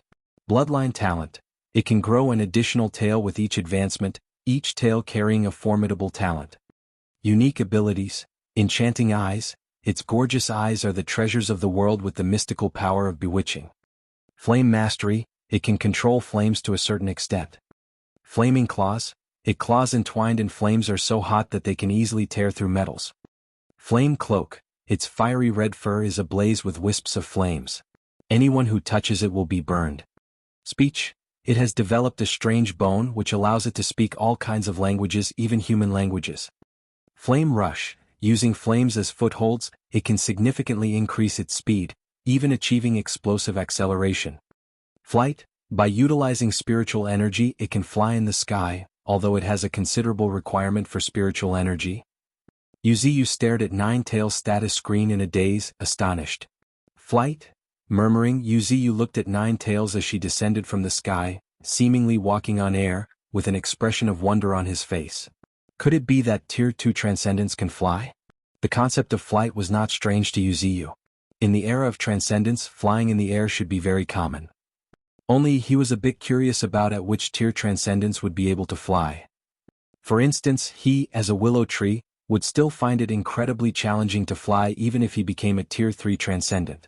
While mutant beasts like Panda, who was already a Tier 2 Transcendent, was also unable to fly. This led Wuxia to conclude that mutant beasts could only gain the ability to fly after becoming Tier 3 Transcendents. However, seeing that Nine-Tails, a Tier 2 Transcendent, was able to tread the air, Wuxia felt uncertain. Is it because Nine-Tails is a celestial fox? Or can most transcendent creatures fly at Tier 2? Wuxia muttered to himself, his eyes sparkling with intrigue. And at this moment, asterisk boom. Asterisk with a resounding boom, a fiery figure had flown into Wuxia's embrace. Several branches intertwined, catching this red fox, which now seemed a bit smaller than before. Wuxia's eyes sparkled with curiosity. Compared to before, Nine-Tails' fur felt even softer now. Furthermore, she also felt very warm when he touched her. Master. Gently calling, Nine-Tails spoke in a human-like voice, I've awakened a new innate talent this time. A new innate talent? Listening to Nine-Tails' proud tone, Wuxia also became curious and asked, what innate talent is that? Precise control, which is a deeper application of spiritual energy. Saying so, when Nine-Tails found Wuxia still puzzled, she continued explaining, with this talent, my spiritual energy consumption will decrease by 20 to 30%, but more importantly, my control over spiritual energy will reach a very delicate level. Having explained, Nine-Tails suddenly freed herself from the entwining branches, lightly kicked the ground before fiery red lotuses suddenly bloomed in the air. And using these fiery red lotuses as foothold, Nine-Tails moved through the air, seemingly stepping on thin air. Hee hee, with a triumphant laughter as melodious as the tinkling of silver bells, Nine-Tails began to run freely around Wuxia's tree body, casting waves of fire one after another. Is the secret to flying in the precise control of spiritual energy? Musing, Wuxia's eyes brightened. In that case, flying would be challenging for most ordinary mutant beasts, And not just mutant beasts, it will be true for humans as well. Without a long period of training, it would be extremely difficult to fly in the sky. Furthermore, there's one glaring issue: flying consumes a considerable amount of spiritual energy. In just a few minutes, Yuziyu noticed that Nine-Tails' breathing was somewhat ragged. "Alright, you're exhausted. Go and rest." With a gentle motion of his branches, he caught Nine-Tails, sighing in helplessness. "Master, you've been thinking about other things all along without even looking at me." Seemingly reproaching him, Nine-Tails' words were filled with dissatisfaction. Be that as it may, she nuzzled affectionately against Yuziyu's tree body. "I was pondering whether your ability to fly could be shared," Yuziyu explained, a smile gracing his lips. "If that were possible, it would greatly enhance our Misty Mountain's aerial combat capabilities." "Can it be taught?" Nine-Tails asked curiously, her eyes flickering brightly. "No," Yuziyu shook his head and honestly replied. "From what I just discovered, your control of spiritual energy is no less than mine. Although I haven't honed my control of spiritual energy by that much, I'm not lacking in that department either. So, it can be inferred that true flight is likely a hallmark of Tier 3 transcendence." At this point, an awkward look appeared on his face. The hallmark of Tier 3 transcendence. He had already become a Tier 3 transcendent, yet moving was a daunting task for him, much less flying through the air. In other words, flight was only a distant dream for him. Nonetheless, he could do nothing about it. As a tree, he had to follow the rules of a tree. Currently, he has not practiced enough to be able to leave the ground and root himself in the air. Yuziyu speculated that once he could anchor himself in the air, drawing upon the spiritual energy in the air to nourish his growth, he could truly detach himself from the ground and attain the ability to fly. Evolution begins with a big tree. Chapter 261, Flame Flower. Nine-Tails' advancement was undoubtedly a cause for celebration. At least, the entire Misty Mountains was drowned in celebrations. Not everyone was aware of the Panda Brewmaster's strength. Whereas Nine-Tails' successful advancement to the Tier 2 was a great source of encouragement. More importantly, the spectacle she had created when she broke through was really astonishing. The swirling mist, and the vortex of flames spanning across the sky was a testament to the terrifying power of the eldest sister, Nine-Tails. At the peak of the Himalayan mountains, Yuziyu looked at Nine-Tails, who was now resting on his treetop, and stated with a smile, "With this breakthrough, your spiritual energy should stabilize at around 300,000. And Nine-Tails nodded slightly before her lips curled up into a smile as she expressed her gratitude. "It's all thanks to you, Master. Thanks to your constant nurturing, my foundation is quite solid." "That's great." Yuziyu smiled, feeling somewhat content that all his efforts in taking care of her day and night had not been in vain. However, at that moment, a cry of astonishment suddenly rang. "Master, look."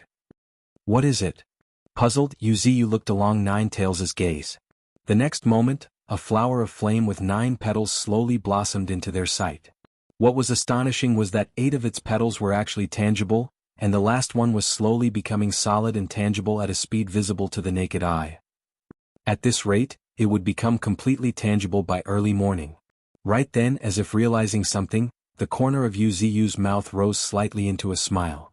"The second elemental flower, and it's the most violent fire attribute," Yuziyu muttered to himself, his gaze flickering as he gazed at the flame flower.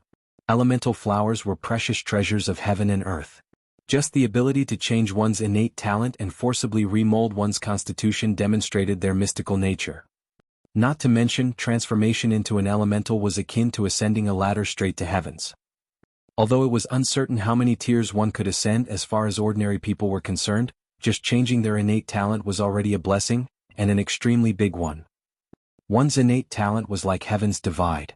If one's innate talent was lacking, no matter how hard he or she worked, after 100 years all that would be left of them would be a handful of dust.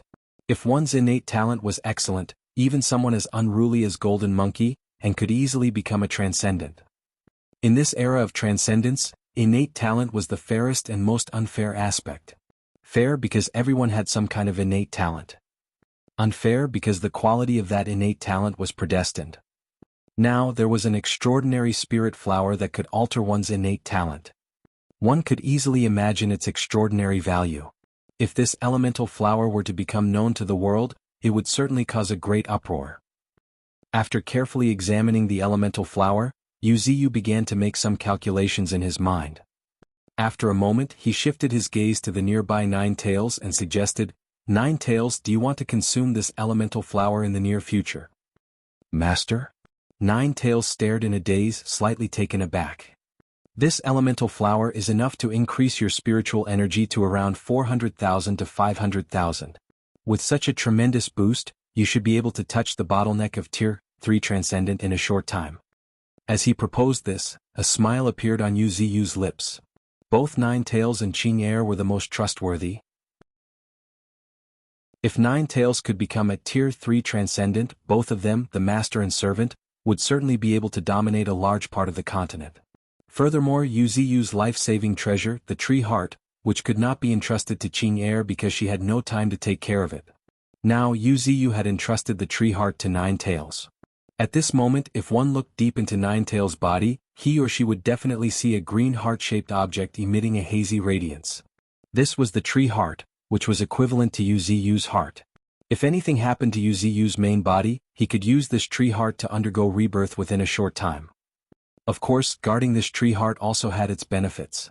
Just like now, the tree heart was continuously surging with life force, which was equivalent to Nine Tails being constantly receiving the nourishment of Wuxia's life essence. This was one of the reasons why Nine Tails was able to advance so rapidly. After all, with such a precious treasure constantly nourishing her, how could her progress not be rapid? However, at this moment, to Wuxia's surprise, Nine Tails shook her head and declined, "Master, I can't accept it." "Why?" A bit bewildered, Wuxia asked with curiosity. Wuxia could not understand why Nine Tails did not want such a precious treasure. After all, if other mutant beasts or even humans came to know about this, they would definitely go crazy. "Master, I am of the celestial fox lineage, and according to some vague memories in my mind, my race is inherently one of the top bloodlines, stronger than an elemental life form. If it's just an increase in spiritual energy, this elemental flower would just be icing on the cake for me, so it's better to leave it for someone else. Moreover, this elemental flower can shape a formidable individual in a short time if you find a suitable host for it. At that time, Master will have one more capable assistant, so why waste it on me?" She might have been explaining calmly, but Nine Tails had been suppressing the reluctance deep in her eyes all the while. Elemental flower was undoubtedly excellent, but she was also taking her master's well-being into consideration. Especially now, at the dawn of the era of transcendence, every additional powerful individual would be a great help to her master. As for herself, exhaling deeply, Nine Tails firmly believed that even without relying on external items, she could quickly become a Tier 3 Transcendent. This was the confidence of the celestial fox lineage. As a member of once ancient and proud lineage, she had also inherited their pride apart from their bloodline. Of course, the purity of bloodline talent was also extremely crucial. Vaguely, Nine Tails felt that if she consumed the elemental flower, her bloodline would also be tainted. She did not want to bear such a cost, nor did she dare to bear it. At this moment, Wuxia took a long deep gaze at Nine Tails, silently. "All right." As perceptive he was, he naturally noticed the hesitation deep in Nine Tails' eyes. However, he did not pester her for an explanation. Nine Tails had always been intelligent and had her own considerations. Since she chose to refuse, Wuxia would not insist. Thinking this, Wuxia's gaze once again fell on a cluster of flame-like elemental flower at the treetop. So, who should receive it? In his faint voice, there was a hint of anticipation. Who could earn his approval? Who would become the second elemental life form under him, bearing the name, Fire? Evolution begins with a big tree, Chapter 262, The Return of the Bull Demon and Ocean. Qing Gang already carried the name Earth, and Wuxia was looking forward to seeing who would carry the name Fire, next. However, at this moment he could not decide who to give the elemental flower. After all, he had many powerful individuals under his command, but only a few were truly trustworthy. More importantly, the crucial aspect was how to develop the power after becoming an elemental life form. A fire attribute elemental flower like this one could enable someone to experience rebirth within flames, transforming into a genuine fire elemental life form, becoming formless and shapeless existence, yet possessing the most fierce power. Even among elemental life form, its combat power would be second to none. In light of this, it was essential to give it to a qualified individual. If its owner was unable to develop the true power of fire, this precious elemental flower would be wasted. Wuxia was not sure if he could nurture a similar elemental flower himself. He had tried to create another earth elemental flower after Qin Gang consumed one, but he failed to create another. From this, it could be understood that the elemental flower had a high chance of being unique. At least, he should only be able to breed a flower of each element. As these thoughts crossed his mind, Wuxia became lost in thought. Who should I give it to? What a tough decision. At nightfall, the deep night sky seemed particularly dark, as if there was no light. It looked like a calm, deep sea without a single wave. While there was cold moonlight showering down, it disappeared into the thick mist. And at this moment, boom, boom, boom, suddenly the ground started quaking, awaking numerous mutant beasts. At this moment, in the far horizon, the dense mist was split in two as if cut by a sharp sword. Well? Squinting his eyes, Sarcosuchus nesting by a lake slowly raised his head. Faintly he sensed a familiar aura. Has that guy returned? In a forest, at the center of a world of white woven with countless spider webs, a transcendent spider coldly snorted as a cold and bitter look appeared on her face. She would never forget the aura of the honey badger, the one who beat her black and blue. Out of all the mutant beasts, she had the misfortune of encountering the honey badger, who was her natural nemesis. If it were any other mutant beast, even if her spiritual energy was suppressed, it would not be able to tear through her white world of spider webs. But the honey badger was different. He could control lightning, which made him even more overbearing than a fire tribute transcendent creature. Not to mention, honey badger did not hold back and severely injured the transcendent spider. If not for the mercy of the divine tree, she would have been severely injured or dead. As such, she held a deep grudge for honey badger. While she would not be able to retaliate because of both of them belonging to the same camp, she held no fondness for honey badger. Meanwhile, Wuxia, who was rooted at the highest peak of the Himalayan mountains, slowly looked up as if sensing something. Soon, his eyes caught sight of a black torrent descending from the horizon. At the forefront were two colossal beasts, clearing the path, knocking down countless trees along the way. Their appearance was like a calamity, something the forest could not bear. Between the two colossal beasts were bull demon, armored wild boar, white snake, golden monkey, and honey badger, 5 transcendents advancing side by side. What was even more eye-catching were the 5 mutant beasts following right behind, whose auras were no way inferior to bull demon and the others. Of the 5, 3 were azure wolves, each the size of a calf. Their appearances had not changed from before, but now their bodies were surrounded by fierce winds, as if they had become the embodiment of the wind itself, and their bluish-green eyes were glistening with subtle flare. And the other 2 were giant wild boars 4 to 5 meters in height. Unlike the usual armored wild boar, their bodies were muscular, giving them the appearance of armored tanks. They're back. The corner of Wuxia's lips rose into a smile as he looked at the figures of everyone who had returned safely, feeling rather satisfied. While there was no war without casualties, he was glad that the core members had returned alive. Moreover, to his surprise, 5 other mutant beasts had also become Tier 1 transcendents. How should I put it? Thinking this, Wuxia's eyes began to shimmer. At this moment, Nine Tails, who was perched on his canopy and seemed to have sensed what was on Wuxia's mind, suddenly stating with a chuckle, "Sure enough, it seems like the way of killing is the ultimate path." Wuxia was slightly taken aback. Feeling the cold and murderous intent in Nine Tails' words and demeanor, Wuxia realized her thoughts. I guess Nine Tails can't sit still and cultivate anymore. Nonetheless, Wuxia had no intention of stopping her. After all, combat was indeed the best way for mutant beasts to grow, and he had already done his part. It's indeed time to let these creatures be free. Each of the 9 great beasts possess innate talent no less lesser than humans. If all of them are set loose, it might indeed stir up a true bloody battle. With these thoughts in mind, Wuxia became excited. As far as he was concerned, he especially wanted to see battle, real bloody ones, especially since he needed evolution points. Or, to be more accurate, he wanted to see wars. Not just battles between beasts but also conflicts between humans and beasts. Not long ago, when the mutant beast tide swept through human cities, Wuxia had harvested millions of evolution points overnight. This great harvest had given him a deeper understanding of the word, war. Now, he did not oppose war, rather he even liked it to some extent. Of course, the premise was that he had it under control. If he lost control, it would be a different story. At this moment, Yu Ziyu also thought about China. According to the information provided by Qing Air, China was in a state of restlessness. Some extremists even threatened to send a large army to exterminate him. Meanwhile, many small countries around China had formed alliances. On the dark day, the global mutant beast tide had devastated several small countries around China. Small countries like South Korea, Myanmar, and others, the entire nation had called to arms.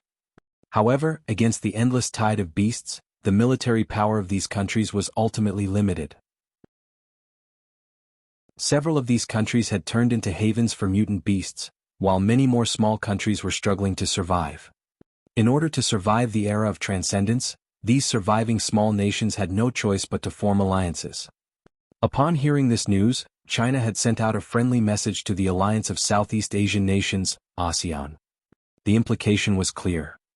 Reportedly, not long after, representatives from both ASEAN and China would meet at the border to discuss alliance matters. They want to exterminate me by forming an alliance. With a cold smile, Yu Ziyu began to scheme. An alliance? That was certainly out of the question. Since they wanted him dead, how could he be willing to let some people live in peace? He believed that an unstable border would keep certain individuals in China awake at night. After all, ASEAN was not as simple as 10 countries. Although they were not strong, they were definitely not weak. Their combined might was enough to threaten China.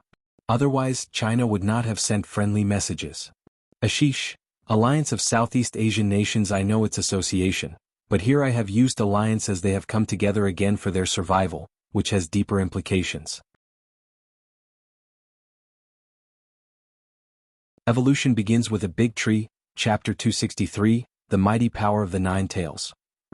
Before long, accompanied by fearsome quakes, figures began to appear in front of a giant tree one after another. However, as Yu Ziyu gazed at the bloodied horns of Bull Demon and the blood-red crystal-like scales of the white snake, he could not help but sigh. Though no words were spoken, he understood how brutal the battles they must have fought by looking at their condition. In particular, the half-meter-long gash on the back of Bull Demon was an invisible statement of the brutality of the battle. "It's been hard on you," a low voice rang in everyone's mind. "It wasn't that hard." Shaking his head, Bull Demon stepped forward and added, "Master, during this mission, we were fortunate enough to discover an ice attribute spirit stone mine." Saying so, he recounted their encounter with the Tier 2 Transcendent, Polar Bear, and the subsequent discovery of the isolated island, its lair. An ice attribute spirit stone mine. As Yu Ziyu listened to Bull Demon's account, he could not help but squint his eyes.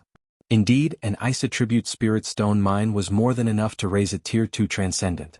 Furthermore, the world had just witnessed the second round of the spiritual energy tide, which had further quickened the evolutions of everyone and everything. Let alone Tier 2 Transcendents, even Tier 3 Transcendent were no longer out of the question.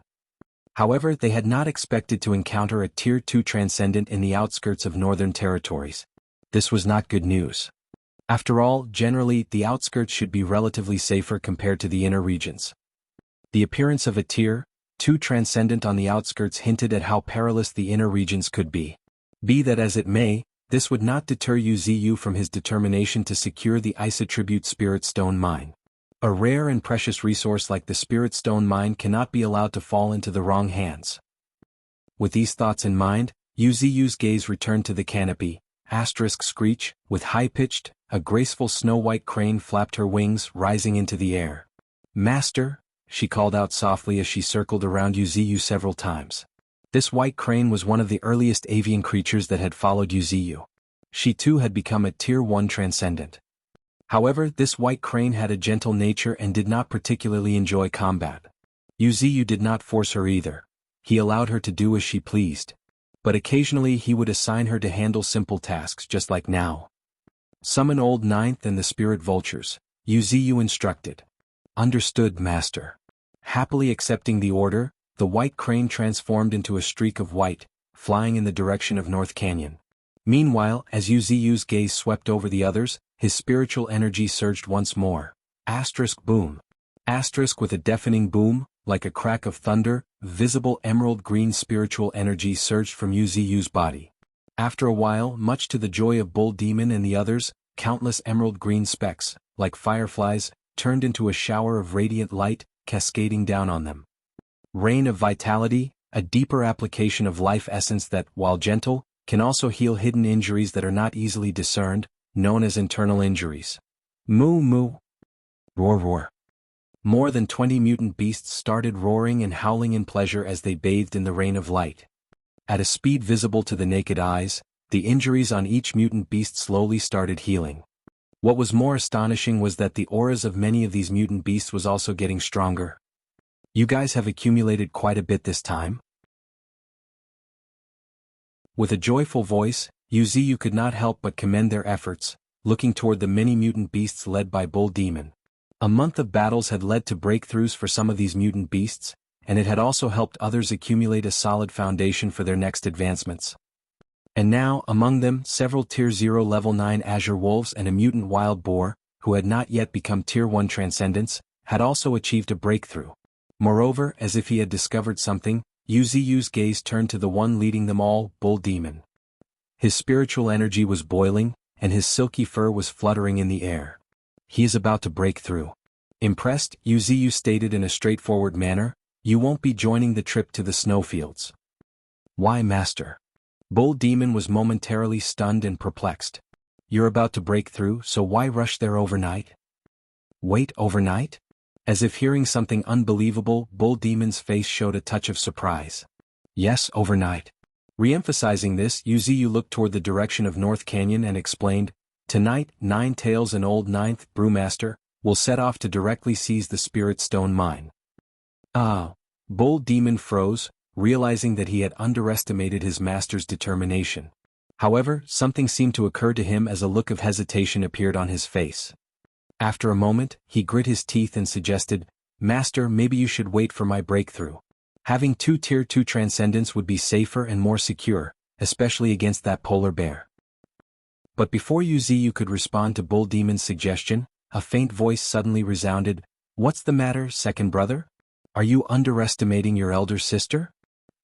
It was a very classic big sister tone with a touch of charm, but it made Bull Demon turn pale. That's because at that moment he felt the temperature around him rising rapidly. At the same time, a terrible sense of crisis gripped his heart. Well? Horribly shocked, Bull Demon subconsciously took several steps back. However, in the next moment, with a deafening boom, a flaming red streak of light descended from the sky, heading straight for Bull Demon's previous position. Moments later, as the ground trembled beneath them, a roaring wave of flames surged through the surroundings. In a flash, an area of about 100 meters in diameter was engulfed in endless flames. However, much to the astonishment of Bull Demon and others, these flames did not burn them. Instead, they felt like a warm breeze brushing past them, leaving only a gentle warmth. And at this moment, the same faint voice echoed once more in the air. "Ha, it's been so long since we saw each other. All you can see is Master, you've forgotten about your elder sister." The voice filled with grievance sounded like a woman whispering in their ears, causing many of the mutant beasts to shudder. All eyes turned toward the origin of the voice and saw a red fox, bathing in flames, gradually emerging from the fiery sea, making her unhurried approach, treading the air. With each step she took, a fire lotus bloomed under her feet. She looked elegant, divine, yet unsanctifiable. Evolution begins with a big tree, Chapter 264, Mount. At this moment, feeling the increasingly oppressive pressure, the corners of Bull Demon's eyes twitched. "Elder sister, you've broken through?" With a mix of disbelief and a hint of surprise, Bull Demon's voice trembled. "What do you think?" Heaving a faint sigh, Nine Tails lightly waved her claws. Boom. The fiery sea in the sky suddenly shook, and then it transformed into a massive 3-meter-long fox claw that descended towards Bull Demon. With a resounding thud, Bull Demon was sent flying by the giant fox claw made of flames, without even having a chance to react. Nonetheless, the next moment, Bull Demon's hearty laughter rang out, echoing through the sky. "Elder sister, you really broke through. You really did." While continuously laughing, Bull Demon flew through the air like a kite with a broken string, and crashed into a giant tree 100 m away. Meanwhile, Yuziyu could not help but narrow his eyes slightly at the sight of this scene. Nine Tails' control of spiritual energy is truly frightening. More importantly, numerous mutant beasts were deeply immersed in the fiery sea and yet remained unscathed. Just this feat of turning a sea of fire into a lifelike fox claw alone was proof in itself of Ninetales' terrifying control of spiritual energy. While Yuziyu could achieve the same level of control, it was nowhere near as effortless as Ninetales. This was an innate talent that could not be learned. Even someone like Yuziyu, who was already at Tier 3 Transcendent, needed a long time of training to reach such a level. Despite its frightening appearance, the enormous fox claw did not bring any harm to Bull Demon in the least. At this moment, if one looked in Bull Demon's direction, they would definitely see surging flames pouring out of his body, venting behind him. Spiritual energy had permeated through his body, like hitting a cow from across the mountain, but invisibly. It once again showed Ninetales' terrifying control over spiritual energy. As for just how terrifying this mastery of spiritual energy control was, it could clearly be discerned from the fact that just with 5 units of spiritual energy, Ninetales could unleash power equivalent to 10 units. At present, Ninetales had 170,000 spiritual energy, which translated to a strength equivalent to that of someone with 300,000 or even 400,000 spiritual energy. This showcased the incredible precision of her spiritual energy control. She truly deserves to be my top great beast. Ninetales, you have not disappointed me. Feeling a sense of pride, Yuziyu also admired his own judgment. Admiring the fact that he had singled out Ninetales at first sight from the vast sea of beasts. It was destiny. Of course, at this moment, Yuziyu would certainly choose to forget that he initially chose to subdue Ninetales because he was captivated by her exquisite, fiery red eyes. And just then, hiss, hiss, several harsh hisses echoed deep through the night sky. Looking up, massive predatory birds with flaming tails trailing behind them were flying from the horizon. Transcendent monk vultures, the terrifying avian creatures from the desert. Each one had a wingspan of 7 to 8 meters, and when several of them flew together, they completely blanketed the sky. The raging flames burning on their bodies were enough to paint half the sky red. These 7 mutant monk vultures had surrendered to the white tiger a few days ago. Now, it was just the right time to use them.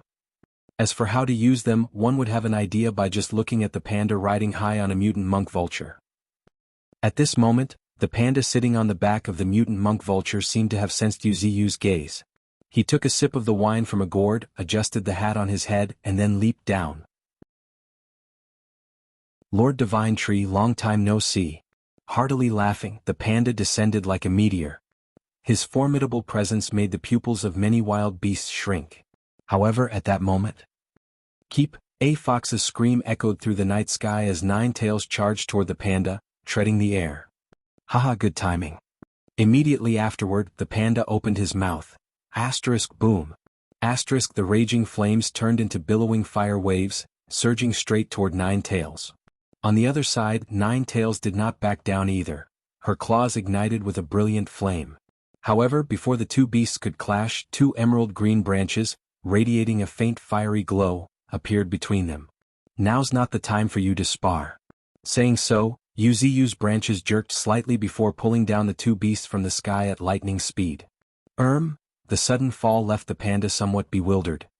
He had been quite eager to have a friendly match with this sister he rarely met. However, after listening to the divine tree, the panda could not refuse. Shaking his head in disappointment, the panda brewmaster asked, "Divine tree, do you have any tasks for me?" With that, the panda rubbed his paws and added in a pitiful manner, "I've been quite bored lately." "You do indeed seem bored." Thinking about how this fellow was either drinking all the time or on the way to get more alcohol, Yuziyu was a bit speechless. Honestly, this guy really needs something to do. Otherwise, he is wasting his extraordinary strength for nothing. Thinking about this, Yuziyu candidly spoke. This time, during Bull Demon's expedition to the snowfields, they discovered an ice attribute spirit stone mine. Yuziyu had not even finished speaking when the panda's eyes suddenly flickered with excitement. Ice attribute spirit stone mine? Yes, an ice attribute spirit stone mine. Emphasizing it once again, Yuziyu looked at the panda, which seemed quite excited. The corner of his lips also rose up slightly. Like Yuziyu, the panda had a need for spirit stone mines but for different purposes. Yuziyu absorbed spiritual energy of different attributes to balance himself and bloom elemental flowers, while the panda considered it food. To the panda, spirit stone mines were a delicious source of food that could enhance his strength. Wiping his mouth as if he had drooled a little, Brewmaster grinned. Let's go, I love this kind of thing the most. With that said, the panda called down the transcendent monk vultures from the sky. Quickly come down, let's go have some fun. With those words, several mutant monk vultures began to descend slowly. And this was the current task of these transcendent monk vultures. When they did not have other assignments, their primary role was to serve as mounts for many smaller-sized mutant beasts. After all, these mutant avian creatures possessed extraordinary speed, far beyond what ordinary people can imagine. Moreover, their bodies were massive, capable of carrying numerous smaller mutant beasts. With such advantages, not using them as mounts would be a waste. Of course, an unspoken point was that it helped to humble their proud and arrogant nature. These 7 transcendent avian creatures from the desert were not weak, and as avian creatures, when the 7 of them worked together, they became unquestionable rulers of the sky. As a result, they naturally had high spirits, and even if they had been subjugated, they might not be entirely content with it. Using them as mounts should also help suppress their arrogant tendencies. Evolution begins with a big tree, Chapter 265, Plans for Clans. Not long after watching the 3 transcendent monk vultures carrying Brewmaster, Nine Tails, and White Snake disappear into the distance, Yuziu's eyes narrowed slightly. If everything went well, these 6 transcendents were more than capable of seizing the Ice Attribute Spirit Stone mine. After all, Nine Tails and Brewmaster, 2 Tier 2 transcendents were more than enough for the combat part. Furthermore, they also had the aerial support of 3 transcendent monk vultures. As for White Snake, she was just joining them as a guide.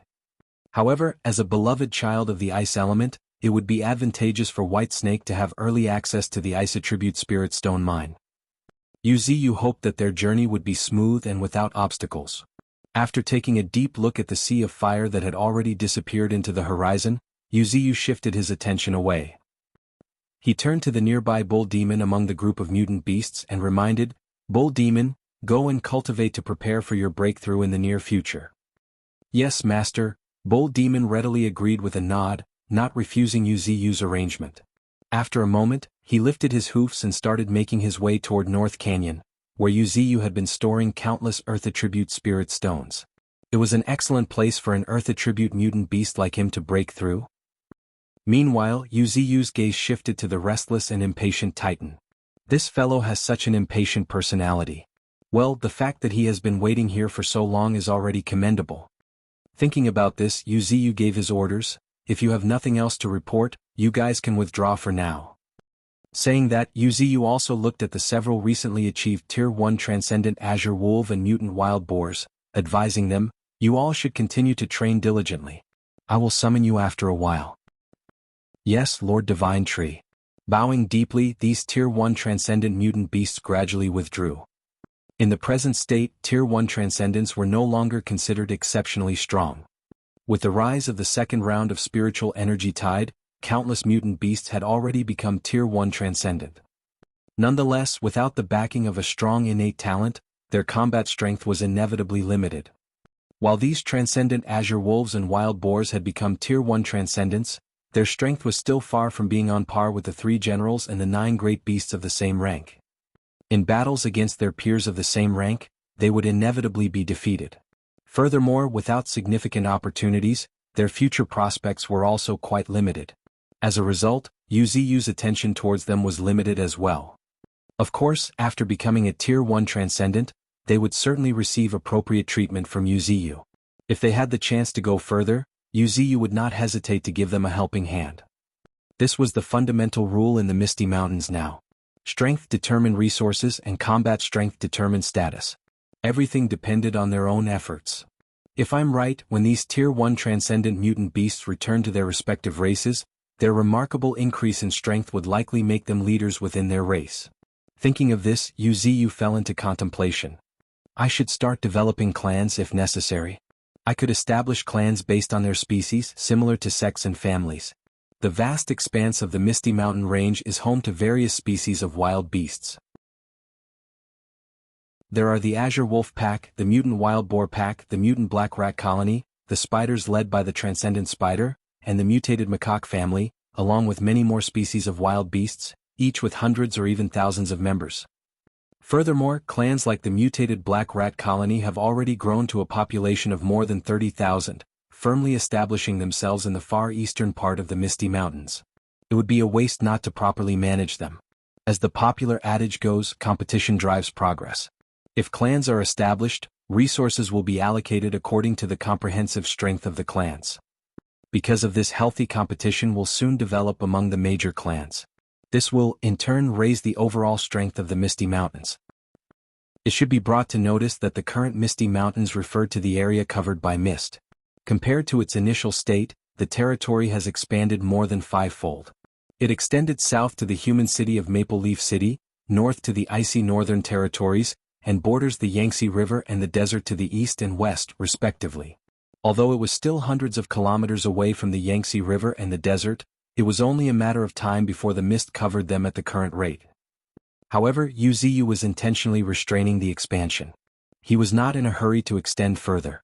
After all, expanding the mist itself did not have much utility. Only by fully utilizing the resources within a territory, and having mutant beasts guarding it, can he truly be called the ruler of the Misty Mountains. Just like now. Openly, various major species of mutant beasts were scattered in all directions, each guarding a corner. In secret, Wuxia's roots continue to spread, covering the depths of the land. Combined with the pervasive mist that shrouds the land. And this was the true Misty Mountains. The establishment of clans is inevitable. After pondering for a while, Wuxia made up his mind. Without the establishment of clans, the various major races of mutant beasts would remain divided and not united. However, if clans are established, even if it's for resource allocation, these mutant beasts would fight for their clans. From another perspective, the current Misty Mountains can be seen as a legendary ancient sect in the legends. The clans would be like the various families of the ancient sect. The long history of a sect owes much to its various families. For the Misty Mountains to survive for long, it could follow a similar path. More importantly, the establishment of clans would make it easier to cultivate a sense of belonging among the various major mutant beast races in the Misty Mountains. In the future, if the Misty Mountains face difficulties, even if I did not give any order, these mutant beasts would fight to the death. Thinking of this, Wuxia's determination to establish clans became stronger. However, there is no need to rush into it. At the very least, it's necessary to wait for the various mutant beast races to choose their leaders. Wuxia believed that in the next few days, these races would definitely witness a fierce competition for leadership. After all, the struggle for leadership within mutant beast races had always been a bloody affair. This was an internal matter of the races, and Wuxia was not willing to interfere, nor would he interfere. There is a reason for tradition to pass down for millions of years. So why force things?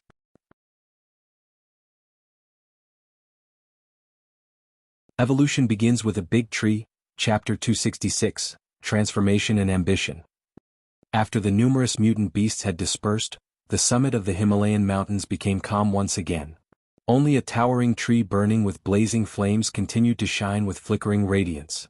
At this moment, Wuxia's consciousness had returned to his original form. For many wild beasts, a single month might only be seen as a breakthrough or a brief moment of rest. However, for him, it marked an entirely new transformation. A small-sized fire-attribute spirit stone mine had already been consumed more than half by his roots. His 2 million evolution points had been completely spent. Such a terrifying consumption had truly elevated Wuxia's spiritual energy to 4.5 million. This was double what he had 2 months ago of just 2 million. However, just the increase in spiritual energy could not adequately describe Wuxia's real transformation. With a flicker of thought. Asterisk swoosh, swoosh, swoosh, hundreds, nearly 1,000 branches resembling green chains of light stretched toward the horizon. The next moment, spiritual energy enveloped the branches before they were ignited by crimson flames with a thunderous boom. This was an ability unique to Wuxia's level 4 mutant branches, elemental attachment.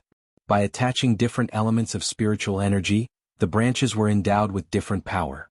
In the case of fire element, they became extremely violent and explosive. As a result, the branches ignited with flames had their destructive power explosively increased. Asterisk swoosh, one branch suddenly shot through the air, and thanks to his innate talent, super regeneration, it rapidly extended to 1 kilometer in length. However, the following scene shocked numerous mutant beasts. The sky looked like it had been split asunder by a 1,000-meter-long wave of fire, creating a terrifying scene reminiscent of a sea being torn apart. Moreover, if one looked closer, they would certainly notice that the wave of fire was so hot that it distorted the air. At the same time, the temperature of a large part of the misty mountains had increased. This was the power of fire element attached to the branch, and it was currently Wuxia's most violent means. A single whip of the branch created a billowing wave of flames. It was quite terrifying and awe-inspiring. Yet this was not the most terrifying part. What was even more terrifying was that elemental attachment did not consume much spiritual energy. In other words, Wuxia's 999 branches could all be attached with elements and whipped indefinitely. If Wuxia wished, he could even use another ability of the mutated branches, fission. 1 became 10, 10 became 100. 999 branches turned into an endless number, inundating the sky in an instant. At that moment, the terror of elemental attachment would certainly appear. It could cover the entire sky in a sea of flames. Just the heat caused by it alone could vaporize a city and split the earth. This was the terror of level 4 mutant branches. Simply put, in addition to a wide area spell like the advent of the tree world, Wuxia now had another means to easily lay waste to cities. And it was even more violent, more terrifying, and even more spine-chilling. The advent of the tree world still left the strong with some opportunity to struggle and even escape. But in the face of this violent attack, no matter how strong one was, if he or she could not withstand the blazing flames, not even the bones would not remain. Natural disaster. Even if I can only unleash a bit of the natural disaster class, it would still be a true cataclysm, Wuxia murmured softly. His eyes could not help but flicker. When he did not have it, he could not fully grasp it, but now that he had a part of it, Wuxia was astonished to realize that the Tier 4 designation of natural disaster was truly fitting. A Tier 4 transcendent was so powerful, so terrifying, that their very existence was akin to a natural disaster. If a Tier 4 transcendent were to unleash its full strength, wiping out a city or a nation would not be difficult. Wuxia exhaled a long, deep breath, suppressing the excitement in his heart. Now was not the time for jubilation. Next, he had to upgrade his roots, and the demand for evolution points to reinforce his system of 9 subroots was quite a huge number. Even though Bull Demon and the others had been hunting for an entire month, their efforts seemed like a mere drop in the ocean when compared to his needs. When necessary, he would have to go hunting himself. Furthermore, he had his eyes on that ice attribute spirit stone mine. His plan was to root himself there, and in combination with strengthening his root system, maintain his current astonishing cultivation speed. The spiritual energy of Tier 3 ranged from 1 million to 10 million, accumulating which was a long and arduous process. However, Wuxia had significantly shortened the long and arduous process of accumulation by relying on various spirit stone mines and evolution points. According to Wuxia's calculations, his speed of cultivation had increased by at least tenfold. In other words, if everything progressed normally, the appearance of a natural disaster class, Tier 4 transcendent should not occur for another decade or so. Whereas he had a chance to amass tens of millions of spiritual energy within a year. It was easy to imagine what this meant. When I become a Tier 4 transcendent, no one in this world can stop me, muttering, Wuxia could not help but feel a surge of ambition welling up within him. Ambitions required appropriate strength to back it up. When the strength far exceeded expectations, inevitable expansion came along with it. However, this time, Wuxia had no plans on suppressing it. Because this was an ironclad fact. After becoming a Tier 4 transcendent, he would truly become the master of this world. His level of power would exceed anyone's imagination. At that time, with the entire world under his control, what could challenge him? In the name of the World Tree, I will hold up the entire world, and even more so, I will run my roots through the entire earth. A huge grin appeared on his lips, and his anticipation for that day grew stronger. The only thing to be cautious about was strange individuals that might emerge from the so-called forbidden zones that humans deemed dangerous. Although he was confident that he would be invincible after becoming a Tier 4 transcendent, an extra level of caution never hurt. It was precisely these forbidden zones that were the most alarming. Wuxia was afraid that some of these forbidden zones might also be man-made, and that's what truly made him cautious. For example, misty mountains, beneath their serene and peaceful appearance, there was a true monster lurking in this forbidden zone. If it was true for this case, there could indeed be an entity capable of challenging him. Of course, this was just speculation, and Wuxia was not too worried about it. After all, what could a single battle change? Among those of the same level he was already invincible. Unless there was a Tier 5 transcendent, but did such beings exist? The more terrifying an entity, the harder and more shocking was their breakthroughs. Breaking through from Tier 3 to Tier 4 might shake the entire world, but it was definitely impossible to hide it. As for breaking through from Tier 4 to Tier 5, the entire world would definitely sense it. And at that moment, as if sensing something, a smile tugged the corners of Yu's lips. The harvest of this month was not just limited to the rapid rise in his spiritual energy, but also a brand new ability that had just emerged.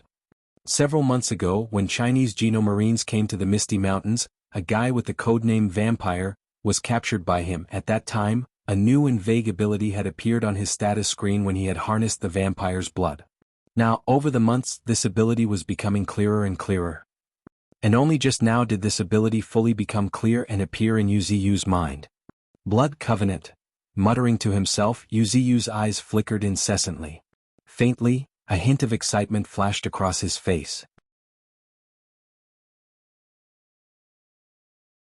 Evolution begins with a big tree, Chapter 267, Apostle and Blood Covenant. The Blood Covenant was a very peculiar ability. Even at level 1, its user could use blood to bind certain beings. If the individual who was sworn an oath with blood essence as the source broke the oath, it could result in anything from injuries to a lifetime of halted cultivation. And this was only when Blood Covenant was just at level 1. According to the system's description, at level 3 or even level 4, the Blood Covenant could be even more peculiar and its user could perform in-depth control using blood as a medium. Exhaling a long, deep breath, an expression of anticipation appeared on Yu's face. He liked peculiar abilities the most. The more peculiar the ability was, the scarier it could be. Furthermore, he faintly felt that this Blood Covenant was essential for him. For this reason, a rare look of joy showed up on his face. Yu was struck with an idea. System, I want to strengthen the ability, Blood Covenant.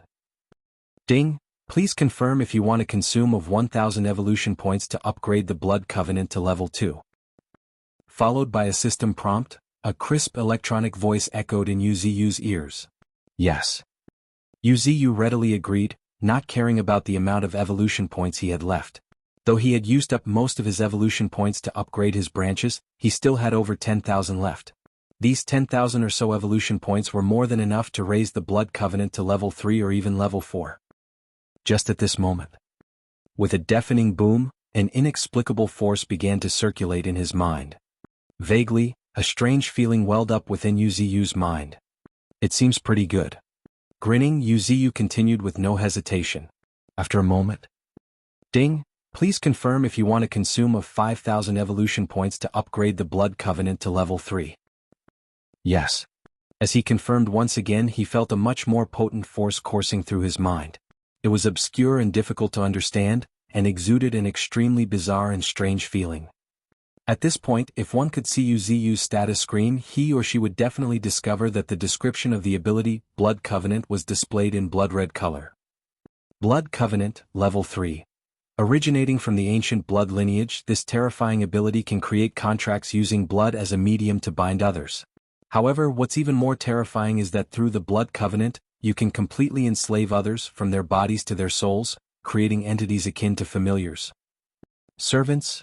Mumbling, the depths of Yu's eyes flickered incessantly. He was not unfamiliar with the concept of familiars of the vampire clan. They were exclusive servants that only the vampire clan could possess. From the moment they consumed the blood of a vampire, they became familiar of that vampire. From then on, they had to obey absolutely regardless of their own will, provided that the vampire master gave a clear order. Their duty was to provide the blood to their master. And as their blood was drunk more and more, the servants would gradually lose their self-consciousness, eventually becoming mere puppet-like entities. This was precisely the familiars of the vampire clan. And now, when the Blood Covenant had been upgraded to level 3, Yu could surprisingly create familiars, a type of true servants who would obey him unconditionally. Yu became quite excited at the thought of this. Moreover, Yu's familiars might have something unique. However, the specifics of their uniqueness remained a mystery to Yu for now. But the subtle feeling told him that these familiars would bring him a massive surprise. Nonetheless, Yu had no desire in particular to use the Blood Covenant to control mutant beasts, especially turning them into his familiars. While he was not sure if it was just a feeling or something else, Yuziyu had a feeling that it might not be a good idea to make familiars out of mutant beasts. Every familiar slot was precious to him. However, most mutant beasts already obeyed his commands. Instead of wasting these valuable slots on them, he considered reserving them for some of the human prodigies. Human prodigies had access to abundant resources.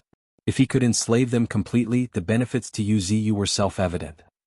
Of course, one thing Yuziyu considered was whether his familiars would slowly lose their intelligence and eventually become puppet-like entities like the familiars of vampires. If they did, he would not want to turn his close mutant beasts into familiars, even if it significantly increased their power. As expected, my first familiar should be a human prodigy. Thinking about this, Yuziyu's eyes slightly narrowed. However, after a moment, as if thinking of something, the corner of Yuziyu's lips rose into a slight smile. Familiar sounds so inappropriate. Since they are my servants, the name Apostle is better. Apostle? A believer sent by the Lord with authority and power to preach the gospel, gifted to teach the truth and build up the faith. Yuziyu gave the title, Apostle, to his servants for an apparent reason. They would walk the earth on his behalf, bearing the name of the divine tree, and their presence would send tremors throughout the world. These slaves would belong to him alone, and would become another powerful force in his grasp, the Apostle Order. Late at night. At the summit of the Himalayan mountains, a tree was burning in blazing flames. Right at this moment, a voice echoed through the night sky. "Qin Gang, come and see me quickly." Shortly after Yuziyu gave the order. Boom, boom, boom, the ground started quaking fiercely. At the same time, a figure resembling a sculpture slowly emerged from the earth. "Greetings, Master." Kneeling on one knee, Qin Gang had a serious and cautious expression. "The delegation of ASEAN and China will be meeting at the border soon. I need you to lead a large army to suppress them. And remember not to reveal our identity as the Misty Mountains." As he said this, Yuziyu's eyes narrowed, and he added, "This time try not to leave a single survivor and create a scene as if a beast tide is attacking." "Yes, Master." A grin appeared on Qin Gang's face, understanding Yuziyu's intent. He had heard of ASEAN. He also knew that the Chinese government had not given up on destroying the Misty Mountains, so how could he sit idly by and let China and ASEAN join forces? However, just as Qin Gang was about to leave, a calm voice resounded in his mind. "If possible, pay attention to the delegation and see if there are any human prodigies among them. If you find one, bring them back to me." Qin Gang was slightly taken aback, but without a moment of hesitation, he readily agreed, "Understood, Master. But do you only want human prodigies?" "Yes, I need him for some experiments," Yuziyu explained, a slight smirk appearing on his lips. "If Qin Air's information is accurate, there is going to be a remarkable human prodigy among the delegation of the Alliance of Southeast Asian Nations." However, he was not sure if Qin Gang would be able to find them. This was also a small test for Qin Gang. While Qin Gang was not lacking in loyalty, Yuziyu wanted to evaluate his ability to get things done. He wanted to see how well Qin Gang could handle tasks compared to Qin Air, Nine Tails, Bull Demon, and Sarcosuchus.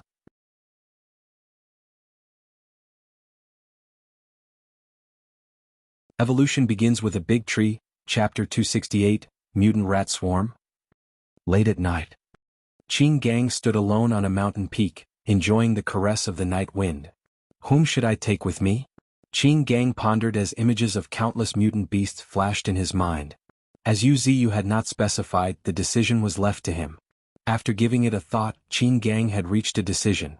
The next moment he lifted his feet and his body slowly merged into the earth as he headed toward the far eastern region of the Misty Mountains, where his old friend Lung Feng was currently at, who controlled the most terrifying army in the Misty Mountains, the mutant Black Rat Swarm, a terrifying army that consumed everything in its path. Their population had already crossed 10,000. Its terrible scale, combined with their invulnerability to swords and spears, ordinary transcendent would have chill run down their spine at the sight of it. If Lung Feng did not continually control the swarm's numbers, their terror would be amplified tenfold. But this was a necessary measure. The innate talent, gnawing possessed by the mutant black rats was really scary. If their reproduction was left unchecked, they could multiply to 1,000,000 within a few months. At that point, the Misty Mountains would struggle to provide food to them. In light of this, controlling their population was necessary. Of course, it was not without benefits either. Lung Feng, who had now become a sort of beast tamer, not only managed their population but also selectively breed the most outstanding mutant black rats within the swarm. As a result, although the swarm numbered in a few tens of thousands, it boasted high-quality individuals. On average, they were all at Tier 0 Level 7, while the 3 Rat Kings had even reached Tier 0 Rank 9. Notably, a Rat Emperor, a Transcendent, had also been born. Although it had just become a Transcendent, it possessed exceptional innate talent. Moreover, it was being taken care of by Lung Feng, who would find him many prey. As a result, it had successfully plundered innate talents of various outstanding species. More importantly, who knows how Lung Feng actually nurtured it, but it had also awakened the darkness elemental talent. It could cover its entire body in black fog, rendering itself invisible. Just at this moment. Boom, boom, boom, a series of thunderous rumbles reverberated, accompanying the ground's tremors as a sculpture-like figure emerged in a remote corner of the misty mountains. "You're here," a cold voice echoed in the air. A cold voice echoed in the air. Slowly lifting his gaze, Qin Gang spotted a lean figure sitting on a stone platform deep within a bamboo forest.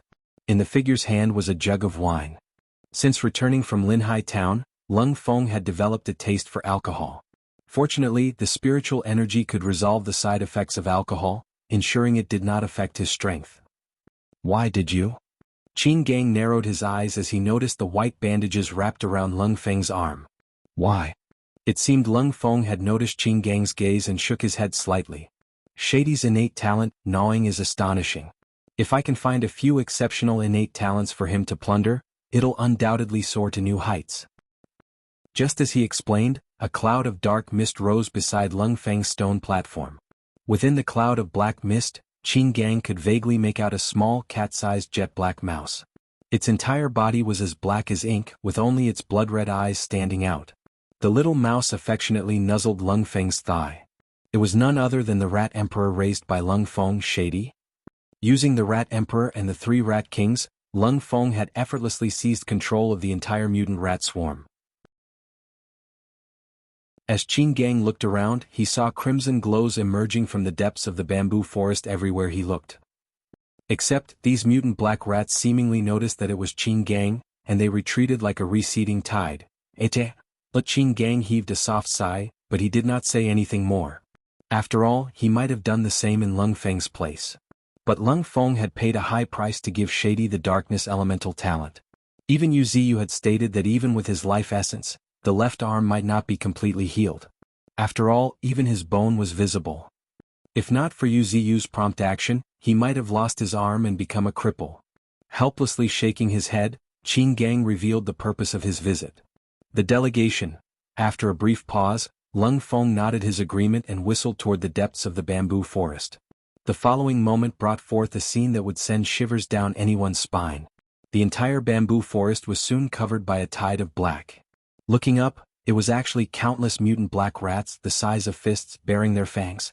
What was even more chilling was that many of them were enveloped in thick black mist, rendering them invisible.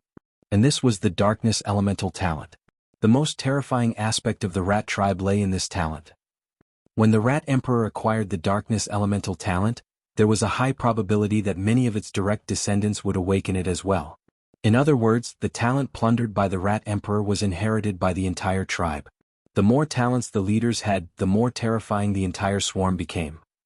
Apart from the darkness elemental talent, Rat Emperor Shady had also gained an ability of musk ox after consuming the corpses of over 30 mutant musk oxen. Hardening, an ability to make a part of one's body extremely hard. This was a true talent, originally used on the horns of the mutant musk oxen to make them even more fearsome. And now, after having fallen in the hands of the rat swarm, it was employed on razor-sharp claws and dreadful fangs, giving them a cold and sharp gleam.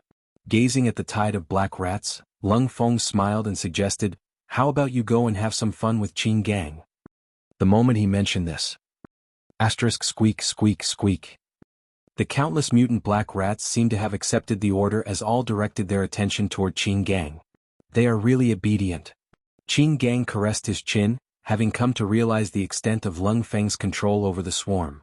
No wonder even Master praised Lung Feng's beast-taming talent so highly. This kind of talent can't be learned. And luckily I don't need to learn it either. However, at this moment, as if he had realized something, Qin Gang suddenly asked, "You're not coming?" "No, I'm not." Lung Feng shook his head and casually explained, "Ninth brother likes to eat bamboo, so I'm trying to cultivate a grove of spirit bamboo recently." Ah. Staring around blankly at the lush green bamboo forest rising with ethereal mist, the depths of Qin Gang's eyes flashed with amazement. "Spirit bamboo? Can you grow it just like that?" Seemingly aware of Qin Gang's surprise, Lung Feng explained again, "I can't do it alone, but with Master here, his life essence can nourish all things including the bamboo forest." "I see." Qin Gang silently nodded his acknowledgement. Then, without a moment of hesitation, he raised his feet and stomped the ground. Boom! With a deafening sound, the entire ground shook. Following this, much to Lung Feng's astonishment, the swarm of black rats, resembling a black tide, gradually sank into the earth. Simultaneously, Qin Gang's figure also quietly merged with the earth. "He can actually use earth escape with so many little fellows?" Lung Feng cried in surprise, his gaze incessantly flickering.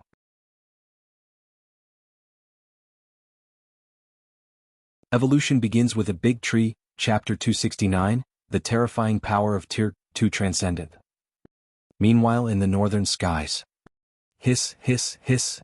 Accompanied by a series of high-pitched hisses, a wave of flames surged across the horizon. Upon closer inspection, it was a succession of transcendent monk vultures burning with blazing flames, as if bathing in flames.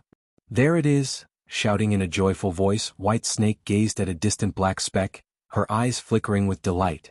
As a child of ice element, the dense ice attribute spiritual energy in the air was like a beacon in the night. "Excellent." Nodding her acknowledgement, Nine Tails and Brewmaster exchanged a glance, their eyes filled with smiles, recognizing the fact that their night rush was in vain. At this moment, as if struck with an idea, Brewmaster suddenly suggested, "Elder sister, want to have some fun?" "What do you suggest?" Nine Tails asked in a human-like voice, smiling. "Let's see who can subdue this polar bear without destroying this island first."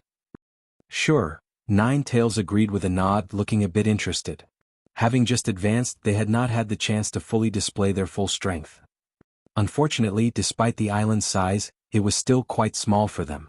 With their current strength, just a single moment of negligence would send the entire island sinking. So, going all out was out of the question.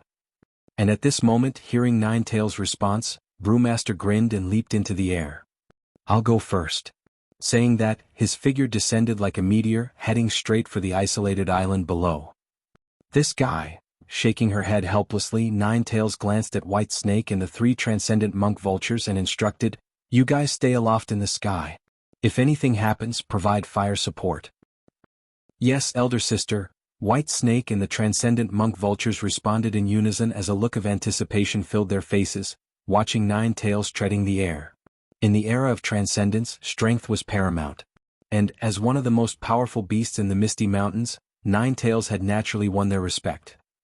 On this matter, even the newly arrived transcendent monk vultures did not have other opinions. And shortly after this, boom.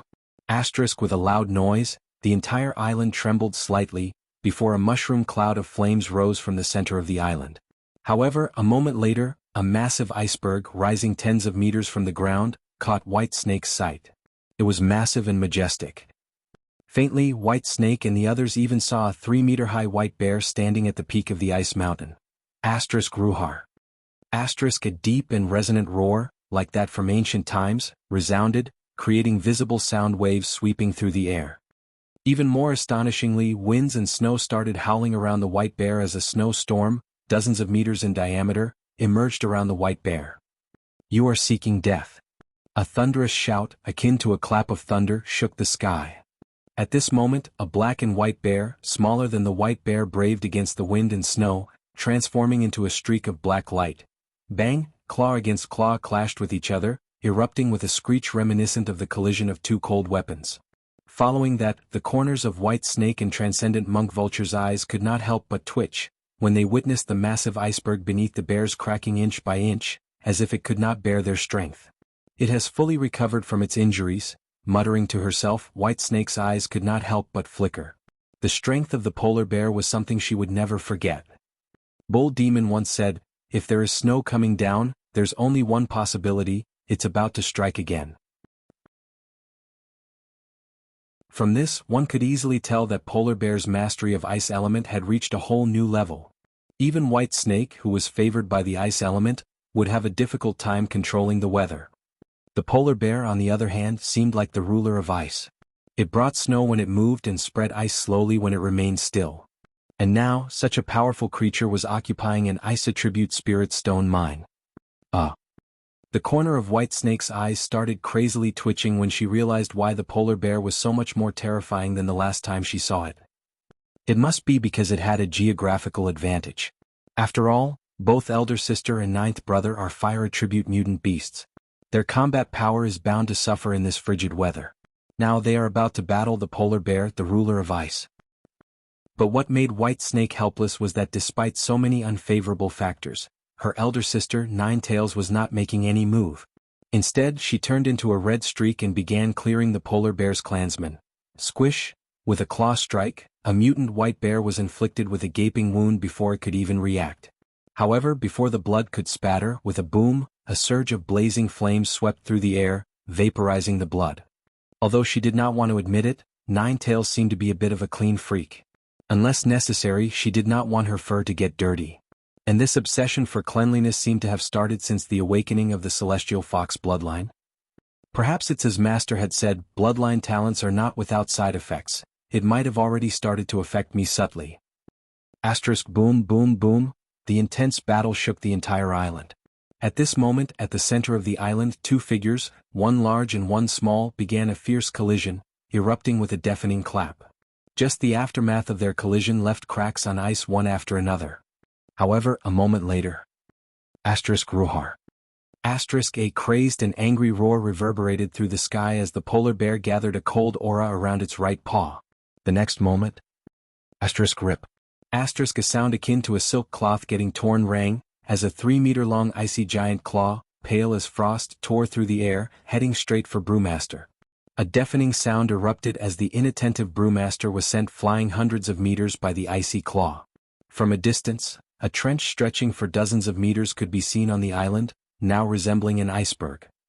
It's kinda scary. Brewmaster slowly crawled out of the deep pit and gazed at the wound on his chest as blood flowed from it. A glint passed through the depths of his eyes. Injury was a luxury for him. After all, as a panda who could devour various minerals, he had an exceptionally tough body. His defense was at least several times more terrifying than the mutant beasts of the same rank that excelled in defense. Ordinary Tier 2 Transcendent would find it very difficult to break through his defenses. Yet now, a polar bear with spiritual energy far lower than his, with just over 200,000, had torn through his defense. He exhaled a long, deep breath as a coldness filled the eyes of the usually lazy Brewmaster. After a moment, he suddenly looked toward the sky as if he had thought of something before calmly speaking, "Elder sister, 5 minutes." With that, Brewmaster's terrifying aura dissipated before he slumped down on the ground, grabbing a bottle of wine from his waist. 5 minutes? If you can't resolve the battle by then, I will tear it to pieces. With those words, without waiting for Ninetails to respond, Brewmaster started guzzling his wine, making gulp, gulp sounds. This guy. Ninetails heaved a faint sigh. She could also tell that flames of anger were rising in Brewmaster's heart. After all, when all was said and done, he was still a mutant beast. Cruelty and ferocity were deeply ingrained in his nature. Brewmaster was already doing a commendable job of suppressing his anger, even though he was injured. At this moment, she looked at the nearby polar bear. It had only been in close combat for a few breaths, but there was already a sunken fist imprint on its chest, and a huge gaping wound on its right arm. This was the power of Brewmaster. Even when Brewmaster had not gone all out, the polar bear could not withstand it. Unfortunately, Brewmaster got himself injured in a moment of carelessness. For him, this was no different from defeat. That was why he had given up the opportunity to continue and handed it over to Ninetails. Presumably, if Ninetails failed to take down the polar bear in 5 minutes, Brewmaster would unleash his most brutal retaliation upon the polar bear.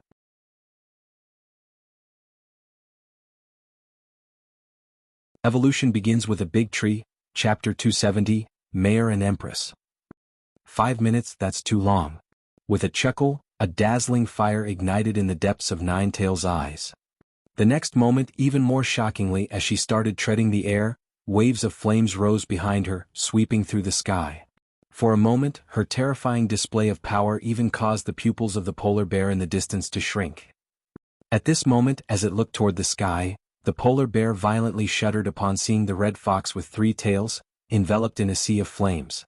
It had a flabbergasted look on its face, as if it had witnessed something unimaginable. Well? Even Brewmaster, who was drinking in the distance, was so dumbfounded at this display that his drink was spilling on the ground. Right then. Swoosh. 9 tails turned into a streak of red light, going straight for the polar bear. She moved so fast that it looked as if she teleported, crossing hundreds of meters in the blink of an eye. The next moment, with a schlick, her claws had already locked onto its throat. By the time the polar bear reacted, raging flames surged out her claws. Roar, roar, almost choking like mournful wails resounded through the sky for kilometers. The whole iceberg fell silent. Only the piercing roars of the polar bear in the sea of flames could be heard. Even Brewmaster fell into a long silence, his heart in turmoil. This is not scientifically possible? I admit that polar bear is weak, but not so much that it could be subdued in one move. This is... Brewmaster was completely dumbfounded and spilled most of his wine on the ground. At this moment, as if she had noticed Brewmaster's amazement, a light chuckle rang in the air. Don't look at my eyes right now. Ninetail's melodious voice, akin to the sweet chimes of silver bells but tinged with a seductive allure, resounded, causing Brewmaster to involuntarily shudder. Enchanting eyes, her eyes have the power to captivate anyone's heart and soul. Even peers of the same level would lose focus when gazing into them. While 9 tails and the others were achieving glorious results on the other side. In one of the most prosperous cities in China, Beijing, a figure in red dress stood between towers, gazing at the night sky in silence. It was none other than Ling Er. A moment later. Chirp, a soft chirp sounded in her ears. Whereupon, Ling Er raised her white as jade finger before a strange fist-sized bird landed on her finger. The fist-sized bird was none other than Fowl 2 of the peregrine falcon, who was known for his exceptional speed and concealment. Every day his only task was to relay messages. Master sent Qing Gang to intercept the delegation? As she read the message aloud in the gentle voice, Ling Er's lips curled up slightly. In fact, there was a troublesome character within the Chinese delegation. If he were to be dealt with, it would greatly benefit Ling Er. Of course, when referring to trouble, it was not about his strength. It was because he happened to be the second disciple of the silver-haired middle-aged General Li, the twin titans of China. He held significant authority and currently controlled 40% of the military power left behind by General Li. It was also because of him that Ling Er has not been able to expand her influence for a long time. She had seized half of the military power half a month ago and now there was still the other half.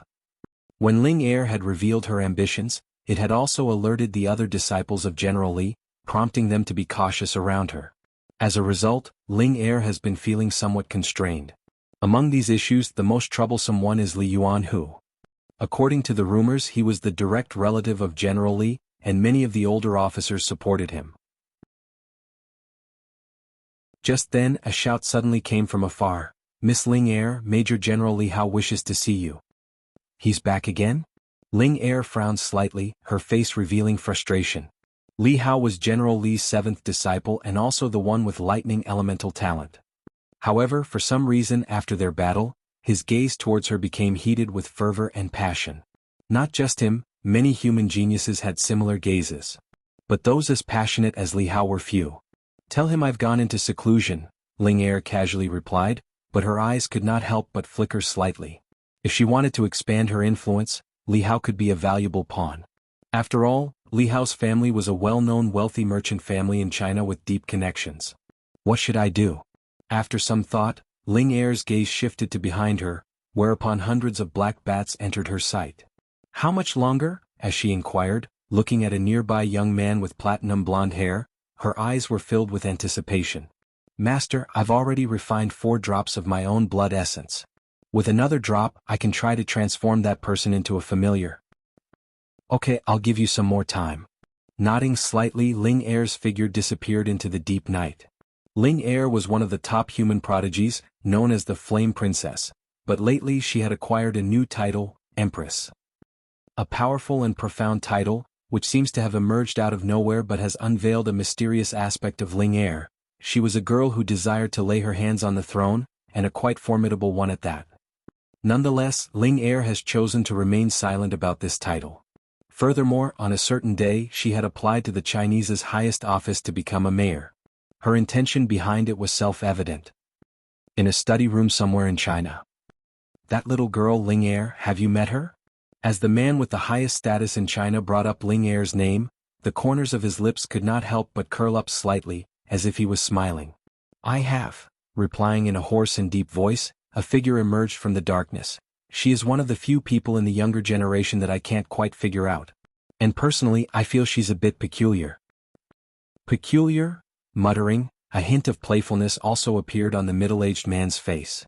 When even the strongest expert of China is saying so, then there must be really something peculiar about this girl. Well, it's not a problem at all. After all, in the era of transcendence, some people will always have certain strokes of luck. Just like General Li and I. Without these opportunities, how can anyone rise in this era of transcendence? But thinking about her previous application to become a mayor, the middle-aged man's eyes shimmered slightly. Today's mayor was different from the past. It could be said that the current mayor was a true figure of power and authority, akin to a ruler of the land. Thus, each choice carried great significance. But as he looked at Ling Er's illustrious record, the middle-aged man could not think of a reason to refuse. Very well, I'll let her have her way this time.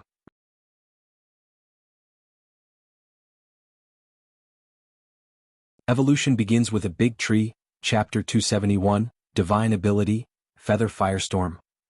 At the peak of the Himalayan mountains. Boom, accompanied by raging flames, the fire elemental flower grew even more brilliant. At some point, it had turned into a blazing sun, visible even from 1,000 kilometers away. It was violent and scorching. And emitting dazzling light as radiant as daylight itself. It had 9 petals in bloom. And when all its 9 petals had fully materialized, the elemental flower would have reached complete maturity. Furthermore, a fruit was also forming along with the flower. However, the fruit was hidden in the depths of the flower. And things that one could not see could easily be overlooked. Just at that moment, it's finally bloomed. Wuxia shouted as his entire tree body suddenly trembled. Boom, boom, boom, as the flames blasted toward the sky, the blazing flames surrounding Wuxia's tree body surged toward his crown. For a moment, that sun appeared even more brilliant. It was so bright that it seemed as if it could even compete with the sun in the sky. Screech, screech, screech, excited cries echoed through the sky. The remaining transcendent monk vultures that had been perching near Wuxia were all pleasantly surprised. The maturation of the fire elemental flower was a rare opportunity for these fire attribute mutant beasts. The pure fire attribute spiritual energy emitted by the elemental flower could elevate their spiritual energy by thousands or even tens of thousands. Considering that as Tier 1 transcendents, they only had a total of 5,000 to 6,000 spiritual energy, an increase of several thousand in just a few breaths was simply a blessing. Screech, screech, screech. Amidst their increasingly excited cries, the 4 transcendent monk vultures started to undergo transformation at a speed visible to the naked eyes. Their beaks now appeared as if they were formed from flames, glowing bright red. Their feathers were even more plump, and amidst their plumpness there were actually textures of flames. If the previous transcendent monk vultures bore some resemblance to large, fierce scavenger vultures, grim and ugly, now these 4 transcendent monk vultures seemed to have lost some of their ferocity and ugliness, and instead gained an air of mystery. Especially when seen from a distance as they spread their wings and let out gentle cries amid the sea of flames, they bore a slight resemblance to the legendary phoenix, exuding an air of nobility. Of course, they could never actually become phoenixes. For the current transcendent monk vultures, transforming towards legendary mythical creatures like phoenixes was not allowed. However, as fire attribute avians, evolving in the direction of phoenixes was also understandable. After all, evolution aimed for perfection. As mythical creatures, what existence could be more perfect than phoenixes? In this regard, Wuxia's understanding of evolution deepened even more. Just like Nine Tails or White Tiger. Their evolution paths were all leading towards legendary myths. Ninetails had already embarked on the path of the nine-tailed fox from legends and was progressing further. As for White Tiger, it was evolving towards the ancient beast, Qiongqi. Although White Tiger had only grown wings for now, it was enough. After all, White Tiger was only a Tier 1 transcendent. When he had reached Tier 3 or even Tier 4, who could say that the ancient ferocious beast Qiongqi would not reappear in the world? And this is the greatest gift of the era of transcendence to all living beings. In the backdrop, a force happened to be guiding the evolution of all things. At this moment, as Yuziyu watched the transcendent monk vultures soaring with flaming wings in the distance, a slight smile tugged the corner of his lips. With a thought, 4 fiery red willow leaves, condensed with a significant amount of fire element, shot out toward the 4 transcendent monk vultures, like arrows fired from a bow. In a moment, to the 4 transcendent monk vultures' amazement, the fire element around them became denser. Especially when they saw these 4 fiery crimson leaves approaching from a distance, they became even more excited. Screech, screech, screech, with their beaks holding the fiery crimson leaves, they began to circle around Yuziyu's tree body, seemingly flattering him. For a moment, the radiant sun at the treetop, and the firebirds circling in the sky painted a somewhat mythical picture. At this moment, as Yuziyu watched several transcendent monk vultures soaring with flames, his eyes glittered slightly. "Do you have names yet?" Asking in a soft and low voice, Yuziyu looked at the flaming transcendent monk vultures and his eyes brightened. He smiled and stated, "From now on, you shall be called Inferno Birds." Inferno Birds? Mumbling, the oldest of the transcendent monk vultures showed a gleam in its eyes. A moment later. Screech, a loud and exuberant cry mixed with joy reverberated through the sky. Obviously, it had accepted this new name. Inferno Birds, it sounded much better than transcendent monk vultures that they were previously called. Yuziyu smiled as he looked at the Inferno Birds, who were now filled with joy. The maturation of the fire elemental flower had indeed won the sincerity of the 4 Inferno Birds. After all, as large transcendent raptors, their combat power could not be underestimated. Especially when their firepower output combined with the bullet-like attacks of the peregrine falcon, they could rule the sky. Therefore Yuziyu did not mind cultivating them well. And not long after that, the radiant sun at the treetop gradually dimmed, revealing a bright-as-daylight spirit flower. Elemental flower, fire. It can significantly boost one's fire attribute spiritual energy and can also transform a living being into fire elemental life form. This was a true gift of nature and was the second spirit treasure produced by Yuziyu's towering divine tree, besides the life essence. However, Yuziyu could produce the life essence in large quantities, while this kind of spirit flower was one of a kind. Yuziyu took several months and consumed more than half of the spirit stone mine to produce just one spirit flower. It was enough to show the extravagance of the birth of this spirit flower. Of course, Yuziyu's significant effort expended on this was not without benefits. Now, when he looked at the status screen, he saw a new line of text under Divine Ability. Minor Divine Ability, Feather Firestorm. Gathering an immense amount of fire element in the sky, one can create a massive deep red vortex. Within this vortex, an unending flurry of flame feathers keeps materializing, until they come down from the sky, incinerating everything. It is a terrifying offensive divine ability. An offensive divine ability? Muttering to himself, Yuziyu's gaze silently turned towards the sky. A moment later. A clap of thunder like a roar suddenly shook the entire misty mountains. Following which, amidst the astonished gazes of countless mutant beasts, the clear sky was dyed red before it turned as deep red as flame itself. At the same time, countless clouds and mist actually started swirling and rolling back, resembling a vortex in their movement. This sudden and dramatic scene resembled doomsday. Even more terrifying was the overwhelmingly oppressive aura that swept through the misty mountains, causing countless mutant beasts to uncontrollably whimper in fear. You're tuning in to the Han Lee's Wuxia Adventures YouTube channel. We're so grateful for your support, and don't forget to subscribe to join us on this incredible journey through captivating stories. Your generosity through donations truly makes a world of difference, as it's the primary source of revenue that allows me to expand and enhance this channel for you. Thank you from the bottom of my heart for being a part of this adventure.